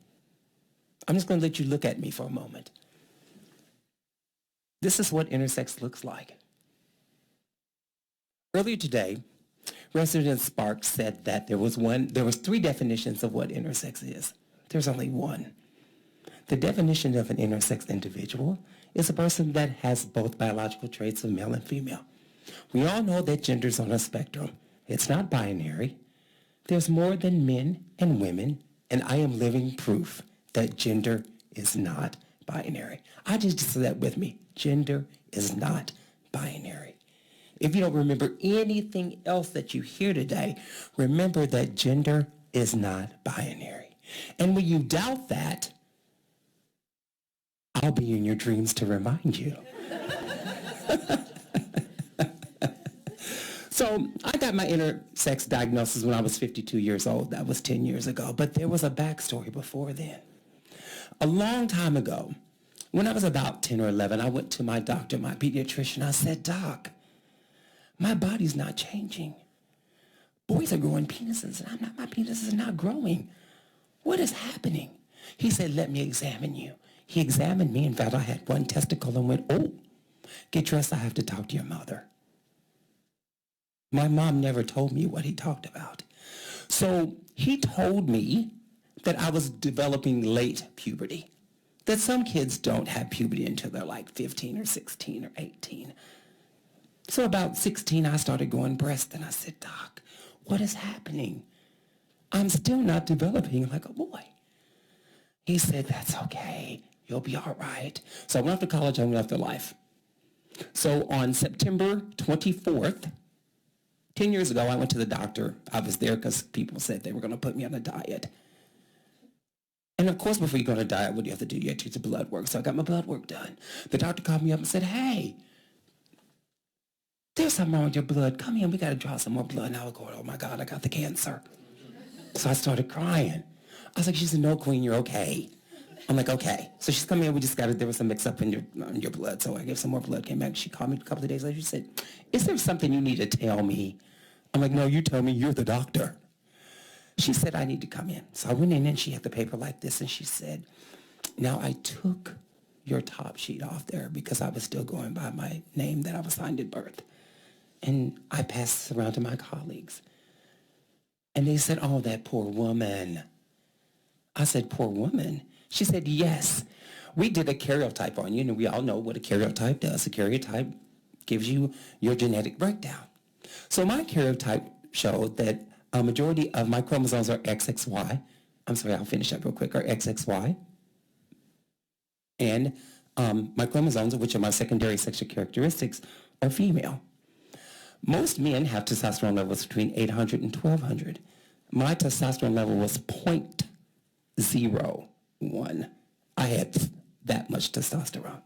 Somewhere in my life, my body stopped producing testosterone. The doctor asked me when. I told her, I don't know. You tell me. So you see, the moral of the story is, A, never judge a book by its cover. B, to your question, sir, when do you know? I've always known. I always knew I was intersex, and I'm an intersex person that has happened to be transitioning. February 7th, I will have my gender-affirming surgery. It's been a long 3-year battle to get here, and I'm proud and happy. So they gave me, my estrogen levels were so low that it threw me into menopause. And I said to my doctor, I can't be in menopause, I don't have a vagina. That day I learned that a vagina does not define a woman. I just want y'all to remember that too. So I just want to say, and I'll go fast, is that please don't erase me. I'm a human being.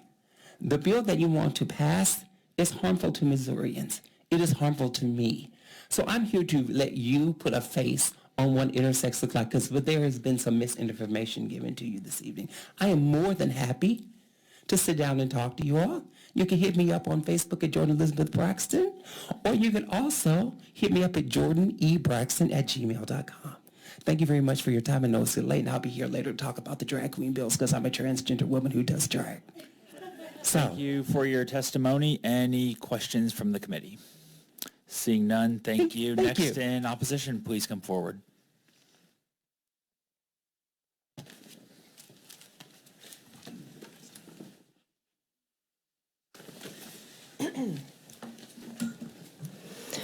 Hello, my name is Danielle Meert. I use she, her pronouns. I'm from Ellisville, Missouri. That's in St. Louis. And for the last year, my husband and I volunteered as the St. Louis chapter leaders for Transparent USA, which is a support group for parents of transgender children. And over the last 4 years, we've met countless families of transgender kiddos since attending our first support group meeting. Many of them are here with us tonight.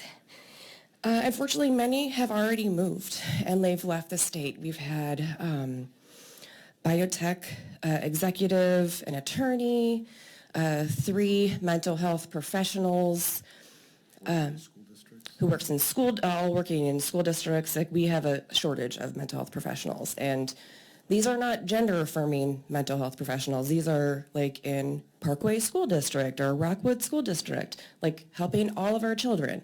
They're leaving because they know these bills are harmful. We have a social worker that's leaving. We have several faith leaders that have left. And to be honest, I'm pretty jealous. It sounds pretty great to go to a safe state with my kiddo. But I don't have that luxury. I'm a farmer, or want to be a farmer, and unfortunately, my job requires me to grow things in the ground. And believe me, if I could take all of my soil and all my compost and all my carrots to another state, I would do it in a heartbeat. But I have, my entire family is here. Everyone who loves our kiddo lives in this state. He didn't come here tonight. Some of our friends, you met Chelsea just a few minutes ago. Chelsea's here tonight, but our kiddo stayed home with grandparents. They were here in the 2020 hearing, general laws that went super late. My parents were here. My uncle was here. My parents' neighbor was here back in 2020. My mom and her neighbor, Barb, canvassed their neighborhood in Chesterfield, Missouri, and went and knocked on doors. And my dad brought in a stack of, I think, of dozens of witness forms in opposition to these healthcare bans for legislative sessions ago, because they support my kiddo, and everybody does. And he's doing great. He's thriving.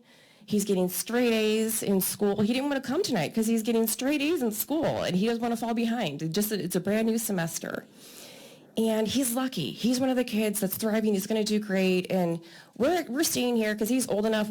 He's going to be 18, hopefully before these bills pass. So we're gonna like skate by the skin of our teeth, and we're going to stay here. But a lot of families aren't that lucky, and they're leaving. But the most important thing is he's happy. And the thing that's driving me crazy is you all are trying to stop that. Because there was a long period of time for years where my kiddo was not happy. I dreaded parent-teacher conferences. Every time the teachers would ask me, like, how do we reach this kid? Like, what can we do? Like, something's happening. He literally had to repeat kindergarten because even in preschool and kindergarten, everybody knew something was up. And not anyone. All these teachers that had gone on to school had PhDs even. No one ever assumed he was transgender, including me. And he had to tell me 3 times over more than a decade. He'd tell me 3 different times that he was transgender before I actually knew that's what he was saying. So it's not an overnight process. He didn't come out. The first time he tried to tell me was when he was 21 months old. He said, "Mom, I don't feel like a girl." And my only reaction was, oh my God, that's his first sentence. Like, I was like, I don't feel like a girl. That's 6 words. And I was checking it off in my parenting book, like first sentence, like milestone, ding. And I just totally missed that he was transgender. And I let him wear whatever clothes he wanted to wear. He got hand-me-downs because I'm into recycling and secondhand. So we get bags of clothes, my friends. He always picked the boys' clothes. I could see him getting sadder and sadder. You could watch his test scores declining through elementary school. And it wasn't until he came out as transgender in 6th grade, and we met the transparent organization that we're now the chapter leaders of. We got to the gender clinic, but right away, we went to school, and they changed his name in the system, and they said he could use, I think he was using the staff bathroom at the time, because we didn't know what we were doing. I am going to have to interrupt you. Time expired a little while back, but I will open it up for questions. Okay. Representative Quaid. Thank you. Did you have a little bit more to say? I did. I just want to say that we watched his test scores decline year after year. And the very first time he took a standardized test after coming out as transgender, his test, you could just see this downward decline. His test scores improved by 44 percentile points just with that weight being taken off of his shoulders. We didn't coerce him. We are just affirming him, and he's thriving. And I just want to see my kiddo that's happy and healthy and thriving continue to do so, along with every other child in the state. I will say I cannot believe he's already almost 18. It's, again, I hate that I feel like I'm watching your kids grow up. But thank you for being here.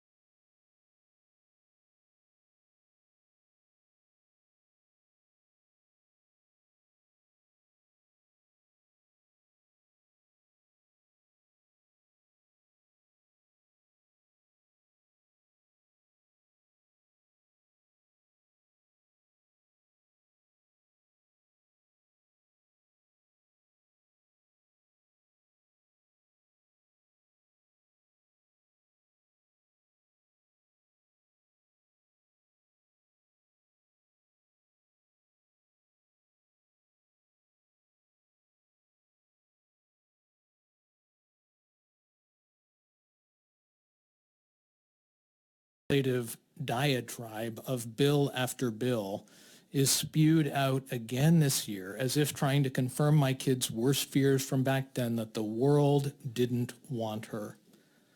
How dare we do this? We had so much to learn, but we listened. We listened to the professionals, and mostly we listened to our kid. And we did learn. But when I read the texts of these bills again this year, I get the idea that the sponsors have been more interested in listening to anecdotes, minority opinions, if not lies and nonsense. I am so grateful for the professional, medical, psychological, and psychiatric support that our child has received. This bill would have the state of Missouri reject the very expertise that helped my child become a well-adjusted, happy person. Instead, says this legislation, our state should be guided by bigotry, ignorance, misinformation, and conspiracy theories. I come here today to ask us to please stop this right now. Stop it right now. Leave my child and others like her alone. Stop picking on the most vulnerable, most marginalized kids in our community. Our state is becoming a bully. Please stop it.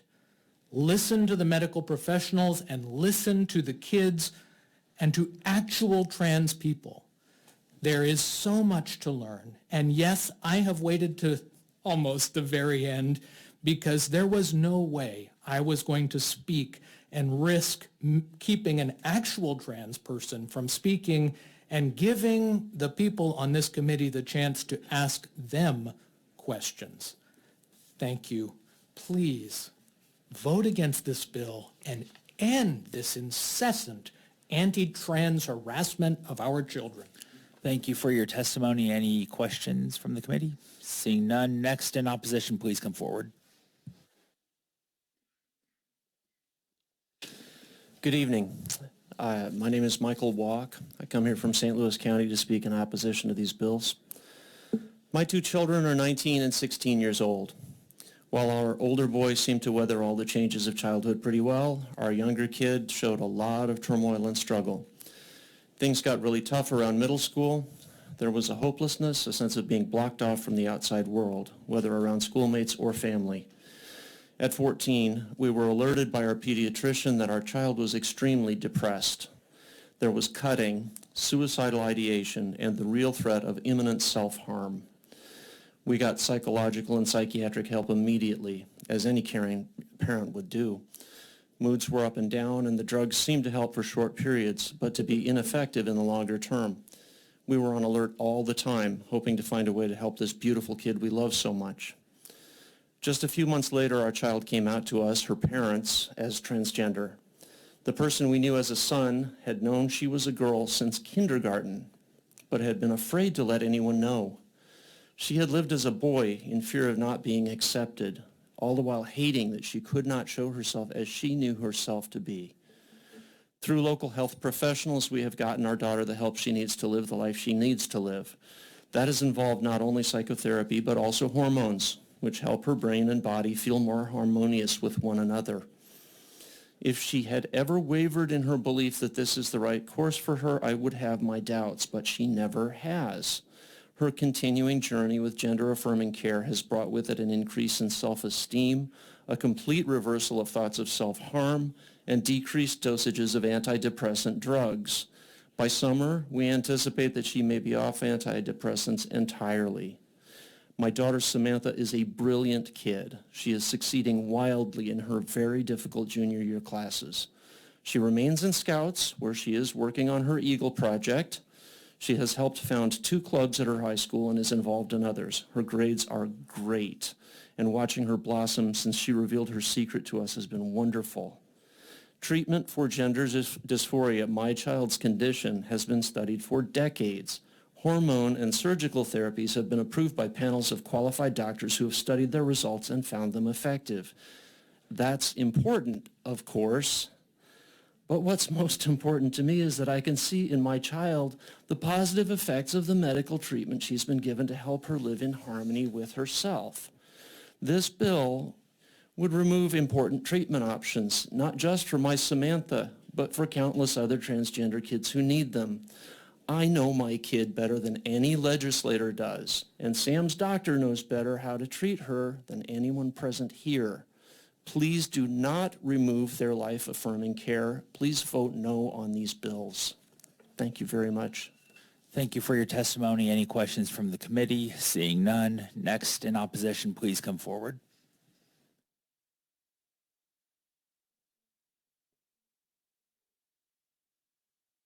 Thank you all so much for your continued patience and attention this evening. My name is Mandy Hankseth. I'm the Director of Policy and Advocacy with Missouri Family Health Council. Missouri Family Health Council administers the Title X Federal Family Planning Program, and we also administer the Right Time, which is a state-based contraceptive equity initiative. I want to point out that these bills don't just limit or penalize providing this care itself, they also prohibit referrals for care. That impacts a much broader class of providers, including family planning providers, and it also has an adverse set of consequences for the health safety net. Providers in our network do provide referrals for this care, notably from youth accompanied by their parents and those located often in areas with limited access to care, rural Missouri. And family planning providers play a critical role as a source of safety, of trust, and of information, comprehensive, accurate information for their clients, including where to get care that they don't provide. Bills like this undermine that care, they penalize it, and they also do have collateral consequences. Thank you so much. Any questions from the committee? Seeing none. Next in opposition.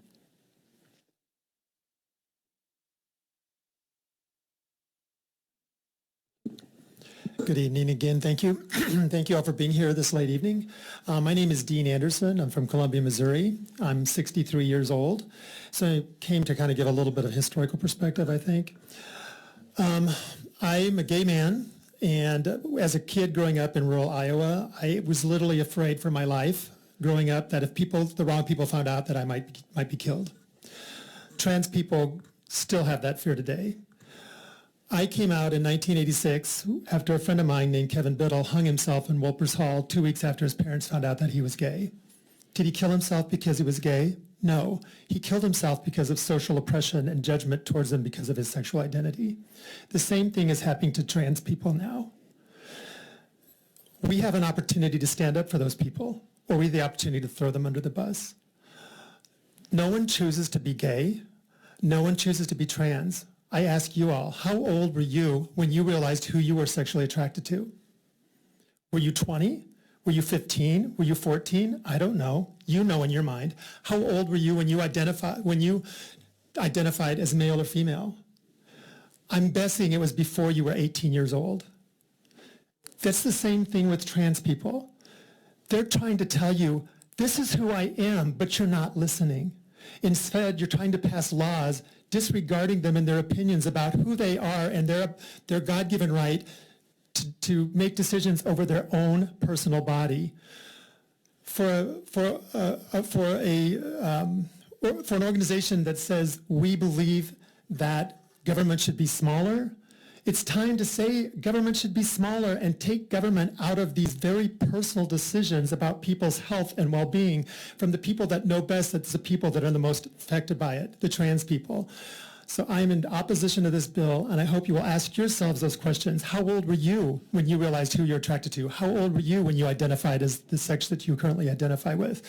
And we also know that there's lots of reasons why people cannot fit comfortably into the boxes of male and female because sex is not binary. There's a whole spectrum, and there's 24 different genetic components and hormonal components that put people somewhere in the middle, and we try to force them into those boxes, and it's time that we stop.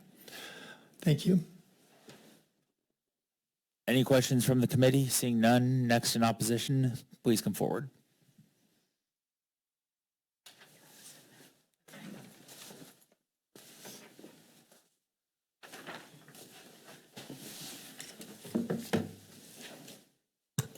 Good evening again. It's not good morning yet, but we'll get there. As others stated, I am also still the person I was before. My name is Debbie Jackson, and my family is from and in Kansas City, Missouri. One of the grand things about going so late is that I don't have to repeat so many of the paragraphs here with all the lists of medical organizations that support care for trans youth, or even point to some of the landmark studies published by pediatrics that found that trans adolescents and teens who have access to puberty blockers have a better chance of not seeing the mental health struggles that they would otherwise. The great Brandon, our attorney here, was able to talk about the state of Arkansas and the ruling there on their healthcare ban and how there were no studies presented that showed that there were detrimental effects to this. Parents come into this not understanding trans issues for the most part. Most parents of trans kids are cisgender parents. This is not our world. We spend a lot of time studying things as well. And since everyone has been really focused on studies tonight, I'm guessing that no one on this panel or even the authors of the bill know about one that came out 5 days ago. So 5 days ago in the New England Journal of Medicine, a study was published about the psychosocial functioning in transgender youth after 2 years of hormones. So if 1 year wasn't long enough results, this study is about 2 years. And it did say that it improved the apparent congruence and psychosocial functioning. So we are getting there with our studies. The problem is bills like this want to take away the health care that would provide us with long-term studies. So it doesn't make sense to decide that you might want to ban the very care that would give you the results that you're looking for. Now, I know you wanted some personal stories. Again, my child did not come today. I try not to speak for my child, but in testimony, I do have a couple of quotes from my child that I'll go ahead and use here to tell the story that was from their perspective, since they did not want to come sit in this building again this year. I just want to also point out, it wasn't part of my testimony, but when we talk about kids could know and how this impacts them and when we need to take it seriously, our child socially transitioned at the age of 4. As one of the previous people testified, the words matter. And our child said to us, "You think that I am a boy, I am a girl on the inside." That was their quote. And at 4, you think, do I take this seriously or not?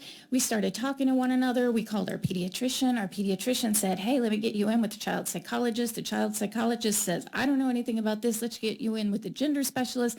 The gender specialist even said, I know adults say they knew it this young, but I don't have experience with that. Why don't you go see a pediatric endocrinologist? I have quotes if anyone wants to give me a moment. Mr. Chair. Representative Crossley. To inquire, please. Proceed. I'd love to know more about what your kid had to say. Thank you. So we saw these doctors and they told us that we don't know, this was 11 years ago, but we think you should probably just trust your kid and see what's going to happen at the age of 4. Change of clothes, change of name, change of pronouns. Let's see how they do. Because also at that time, our child was obsessed with death. If I jump out of the car, how fast does it have to be going for me to die or just break a leg? If I was on the roof of the house today, Mom, and I fell off, would I die or would I need to be on a higher building? And then when we were driving down the road one day, after they had said, I'm a girl, and we hadn't proceeded with any kind of transition, they unbuckled their seatbelt and started pulling on the door handle. That's how we know that this is real and we have to listen to our kids. There was a question earlier about providing puberty blocking medications and if that would meet the definition of child abuse. I think I'm doing everything I can to keep my child alive, which means I'm not a child abuser.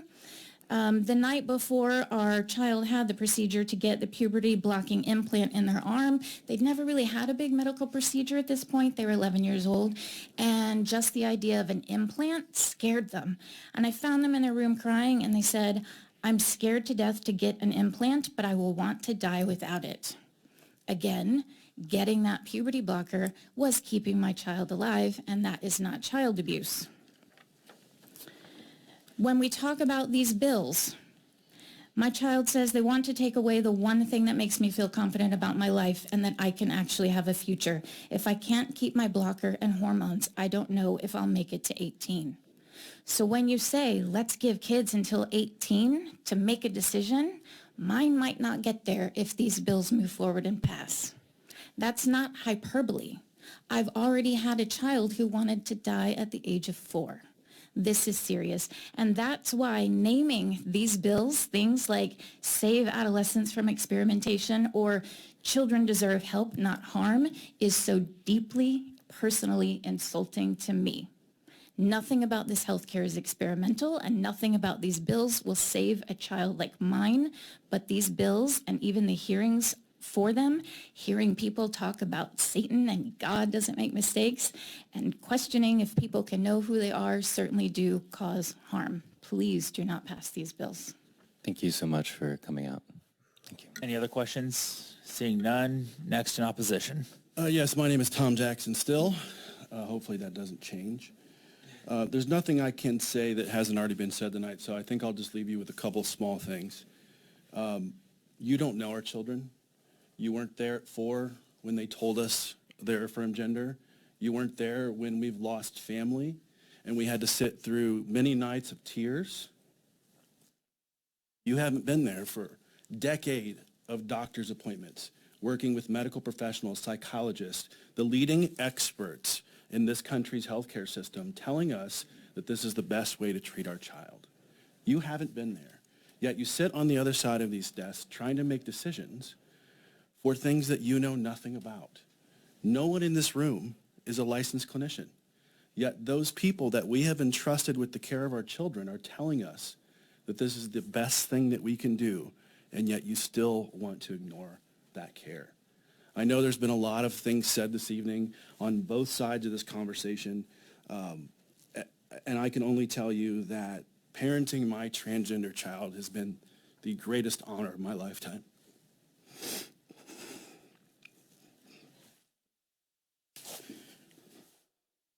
If this bill passes, we will leave the state. I grew up in the state. I've lived here for 47 years. I went to high school in Blue Springs. I did my bachelor's, my master's, and my doctorate in this state. And my family has owned land here for 80 years. And now you're asking me to leave my home to protect my child. And I cannot tell you how much that saddens me. But that is exactly what I'll do if you pass these bills. So please, do not do this to our families. Thank you. Thank you for your testimony. Any questions from the committee? Seeing none, next in opposition, please come forward.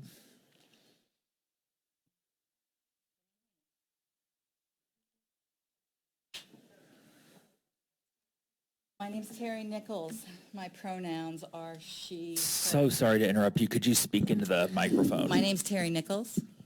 My pronouns are she, her, they, them. I'm 72.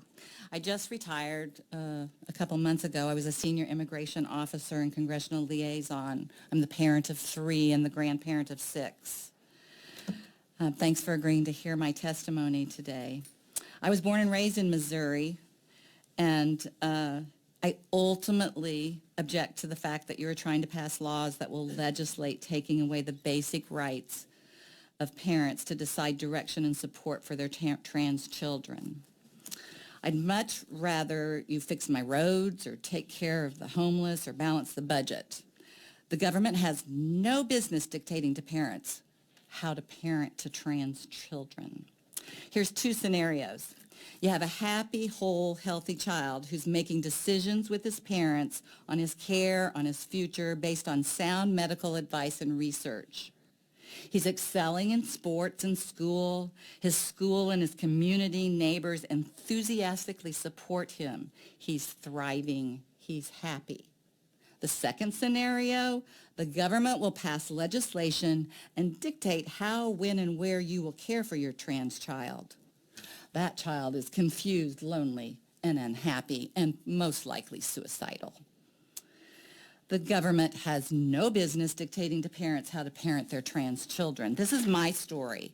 On good days, I often think my family is some kind of wonderful representation of what an idyllic world would be. We have so much diversity within my family. From a distance or up close, we seem to love each other and participate and support each other's lives in a myriad of functional and also dysfunctional ways and days. My family consists of African American, gay, trans, adopted, Asian American. We have divorced. We have someone in federal prison and have brought his 2 young children into our family. We have mental health issues. We have serious health issues, all within my family. All of those things that I listed, that I just mentioned, have specific needs, which we, my family, my legislative body, do our very best to attend to.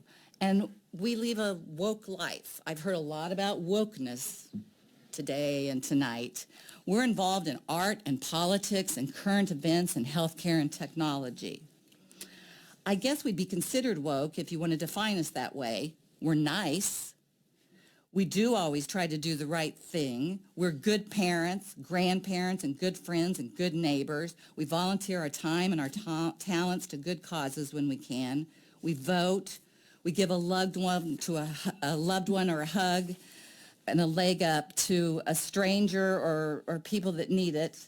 I don't like the moniker woke, but if this is the definition, I'll go with it. What is the above description indicates that the government, what about that description indicates? All right, I'm sorry. I'm going to have to interrupt you at this point. I think we have a number of people who still would like to I testify. just have a few more minutes. Well, you've used your 3 minutes. So at this point, I'm going to call on one representative to give you some additional time. Okay, but I'll be quick. My grandson is 13. He well, lives in Chicago. excuse me. I need to call on that representative. Right. Representative Weber, you are recognized. Thank you so much. Lady, please proceed. Thank you. My grandson is 13. He lives in Chicago where he thrives. He's trans. I won't go into the years of medical counsel and therapy and worry and concern and prayers that would lead to each careful decision and step his parents and he have made. I won't go into the fact that he has at least 20 relatives that include grandparents, cousins, parents that are 100% on his team, just as he is on theirs. I know that this is a big, huge, loving family, does not need government stepping in and threatening their peaceful, loving environment. My testimony hopes to illustrate that a 13-year-old trans boy growing up in a loving, embracing community in Chicago will have wonderful, happy, healthy results. This child will excel. The same boy growing up in Missouri, after these laws are passed, are completely taken away by their rights are completely taken away, and where everything that they're asking and hoping for is taken away would be catastrophic. I have more, but that's it. Okay. I have one very, very quick. I'm sorry. I have to keep. Okay. I've got to keep moving at this point. Pardon me? Yeah. If you have written testimony, you are absolutely welcome to leave that and provide that to the committee members. Okay, can I just get a quick show of hands? How many folks do I still have that want to testify on this bill? I see 2 hands. Okay, so we're going to go ahead and do that. 3 minutes. I'm not going to open it up for questions, though, because I do want to move along, but I do want you to have the opportunity to testify, and for the folks testifying on the next bill. Go ahead. Kyle Friels, St. Louis, Missouri. Bruce Jenner, Caitlyn Jenner. I laugh. I snickered. Then my kid came out as trans. Somebody over here asked, when is the appropriate age to do this, to do the medical? When your kid tells you he or she is trans, that's the day that's age appropriate. Any other day doesn't make sense. Your mic may not be on. We're having a tough time hearing you. It's green. Okay, just hold it a little closer maybe. The day that your kid tells you that he or she is trans is the day you seek medical attention. You don't wait till 18. You don't hem and haw. You don't say, what the hell's that kid talking about? You go out and seek help, and you get the advice from medical professionals. Anything else is child abuse. What you guys might want to do, maybe more on this side of the room, is child abuse. You guys, not so much. I appreciate you guys. You guys I worry about. You guys are the reason most of us probably will move out of Missouri. Thanks. I lived here all my life. Thanks. Up, just making all of us move because you guys are, I won't say it. I'm done. Any questions? Thank you for your testimony. All had the power to piss people off. I can tell you that right now. Last witness in opposition, please come forward. Patrick Mann, Lee Summit, we run it. Some of you guys met my son last year, about 3 weeks after I did. We can talk about how he's doing. I don't have time for that now, apparently. I'm surprised about Republican priorities, though. I get it. You got shot clocked last season. You didn't get these bills passed. But to make this your priority this early in the season, that's a bold strategy, Cotton. Let's see how that plays out. You schedule these hearings 25 hours in advance, hoping to limit testimony opposing this bill. Congratulations, you played yourself.